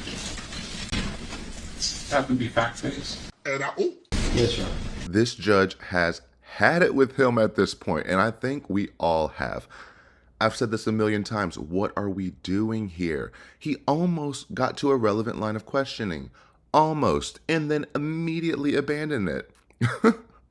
It started off stupid again with well, why you were on TikTok Live, not on TikTok Live, but why you were streaming online or answering online or whatever, did you apologize to her? Do you think you should have apologized to her? If she says yes, that means she's admitting guilt that she did something. If she is still asserting from moment one that she did nothing and that nothing physical happened, why would she apologize? Especially if she's the one who feels she was wronged. And the evidence supports that more than it does your client. And you're even making arguments that literally go both ways. Do you think it's appropriate to talk to someone like that? Do you think you should have apologized? Same thing to the plaintiff. Do you think it's appropriate to talk that way to a patient? Do you think that's appropriate to talk that way to a pregnant patient? Want to talk about you took away the feeling of safety from my client, the security guard, who I imagine is armed in some way, or at least has access to defensive resources more than the average patient walking in. It makes way more sense and is a clearer argument that you took away the pregnant woman's safety by getting in her face, yelling at her, making her feel like she's being recorded and followed when she asked for privacy. And this line of questioning just makes that even more glaringly obvious. Then you go to the relevant part, the actual relevant part. You bring back the security guard. Did you know your security guard had a conversation with the plaintiff? He brought this up yesterday, and I thought he was going to make it relevant. I thought he was going to keep going. Do you know if your security guard, Karan Newton, spoke with Miss Ellis at any time that day? He did not tell me he spoke to her at all. Do you know if he did? He told me he didn't. So I'm going to go with his word. No, because I was like, I told him like what happened upstairs. He was like, damn, I should have went upstairs. But he never told me that he spoke or seen her, so I wouldn't know. But no, that spiraled off into the evidentiary. The judge had to teach him what the word impeachment meant because he's trying to get into discovery with a witness who had no control over it. And this was actually a good point. Should have brought it up yesterday. Did your bodyguard apologize on your behalf? But you're saying, did you know your bodyguard apologized on your behalf? Did he tell you he apologized? That's all hearsay mess. Put the bodyguard on the stand and ask him. Yet again, you're trying to get into everything with this witness when she is not the right one to ask. However, you could have phrased it as, you didn't apologize online, right? Did you tell your bodyguard to apologize for you at the scene? Then she can actually answer that, and she would have said, I didn't even know that he talked with her. But you're at least getting into the question that way and not all these hearsay, just vague, subjective, speculative questions that she has no knowledge about, has made it clear, and yet here you are asking again. Oh, Lord. Again. A fucking again. Nothing new, nothing changed, same old shit. Same old fucking shit. And then that goes into, have you ever been abused? Have you ever been abused in your life? Why is any of this relevant? Again, if she was the one who was claiming injury, who was claiming something happened, all these questions are fair game. But since she is the one who said nothing happened, you can't get into these questions. I think he has a chip on his shoulder, and I haven't seen the plaintiff on the stand, but something tells me that Cardi's lawyers laid into her. And so her lawyer is trying to get back at Cardi to make her feel in the same situation. Because that's the only thing that makes sense to me by all these nonsensical tactics. And do you agree that this incident, which we're talking about, why we're all here today, is occurred 7.5 years ago? Are you aware of that? Yes. Okay, and that's 2,741 days ago, based on my math. Sustained. How do you remember all of these details that you gave us from 2,741 days ago? Objection. That's to get days. Over. You can answer. I mean, I remember like the basics. I don't remember like the whole. I remember the basics. Like it was, but it's not really much to remember. It was a in and out thing.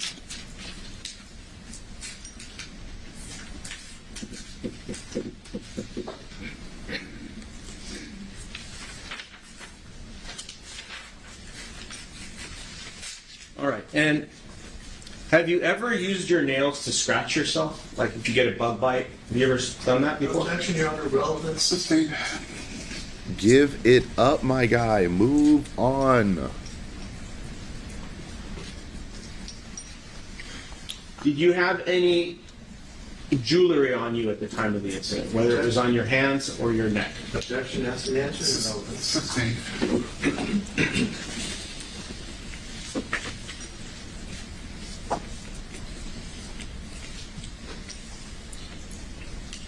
When you were in the hallway, did you block Miss Ellis from leaving? Even if it was for 1 second? No. Did she block you from leaving? Yes. She blocked me from moving. She was right in my face. She was right in my face. Okay, and when you were standing there, were you facing Dr. Finke's office or a different side? Do you understand the question? Objection. Negative. I withdraw the question.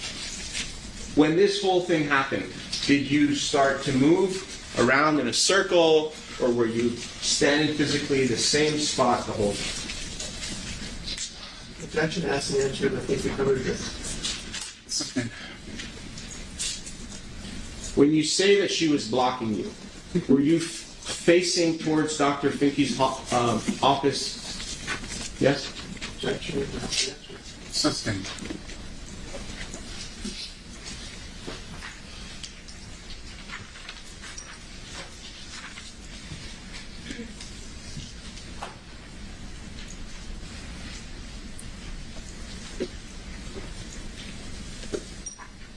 Karan Newton, how long was he your security guard as of the date of the incident? For how long? Sustained.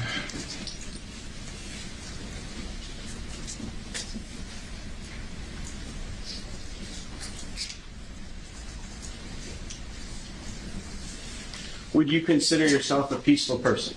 Sustained.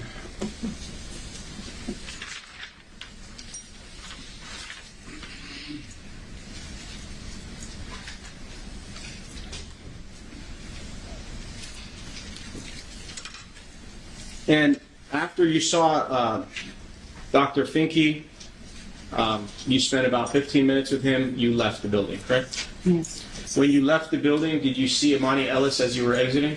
No. Did you see your security guard downstairs? Yes. And he was in the lobby area waiting for you?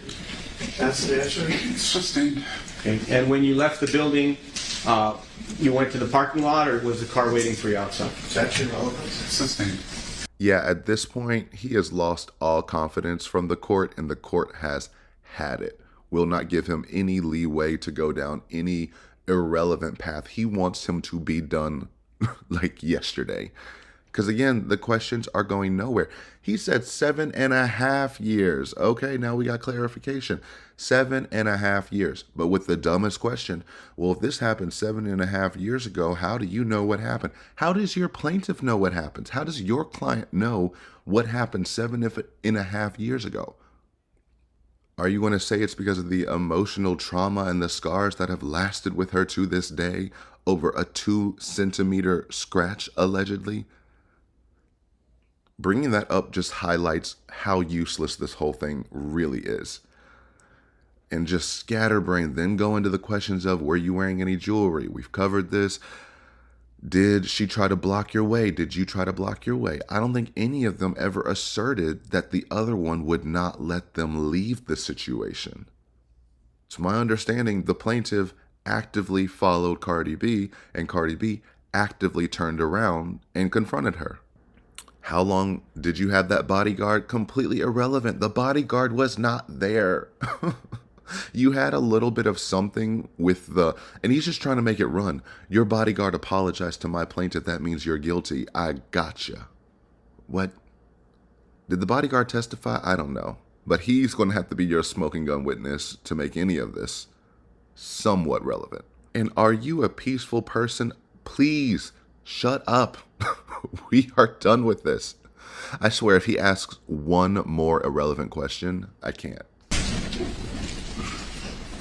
Same, Cardi, same.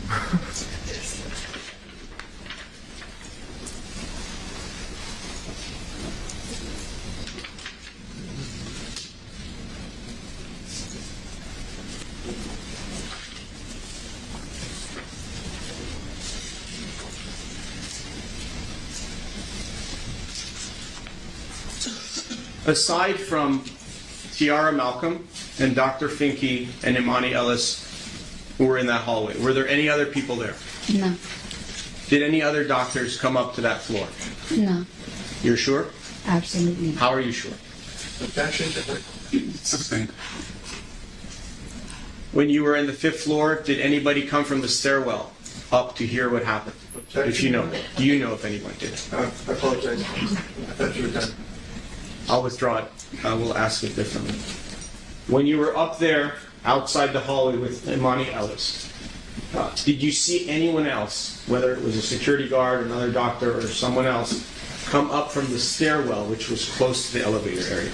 Objection. Ask and answer. Sustained.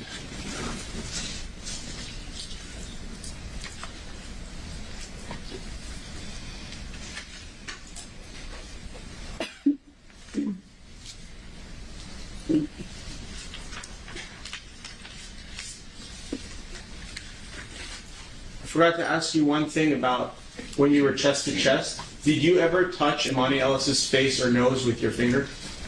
No. You never touched her nose like this? No.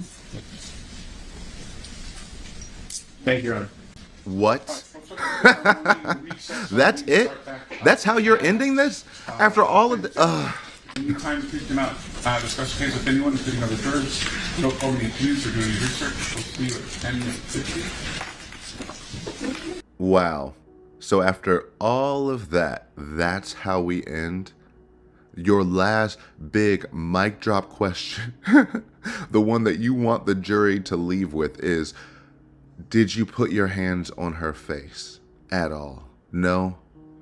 No further questions.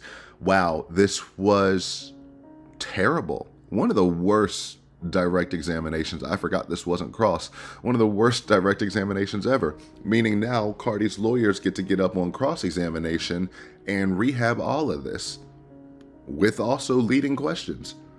Now, I'm not going to look that part up. Like, this has drained me, but I'm glad I looked into it. This was a fun little deep dive.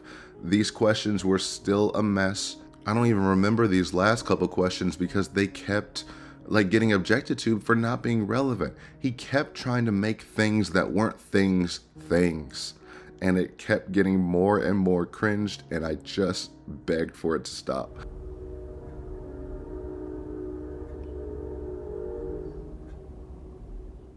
See, even Linda wanted this to stop because it was that painful. Yeah, I saw the clips online. I thought this would be funny. I thought this was a hot mess. I had no idea how much of a true disaster this whole case is. Oh, wow. Well, we can go ahead and preemptively say congratulations, Miss Cardi B, on being found not guilty of this frivolous lawsuit that was 100% a cash grab by the plaintiff and a clout grab by the lawyer. 7.5 years. All right, well, that's going to be it for this video. If you enjoyed this video, remember to like, comment, subscribe, dislike if you're feeling it. Until next time.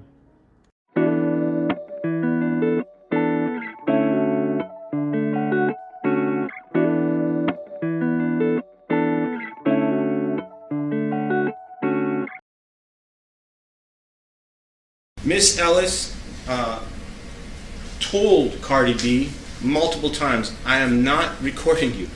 I am not telling anybody that you are here. I'm simply doing my job. And instead of maybe agreeing or investigating further, Miss Almanzar, Cardi B, got angry and started yelling and cursing and spitting on Miss Ellis and calling her different words, using the N-word to disrespect her, calling her the B-word. Since you got your degree and you know every fucking thing. I mean, I was 130 pounds at that time. Bon appetit.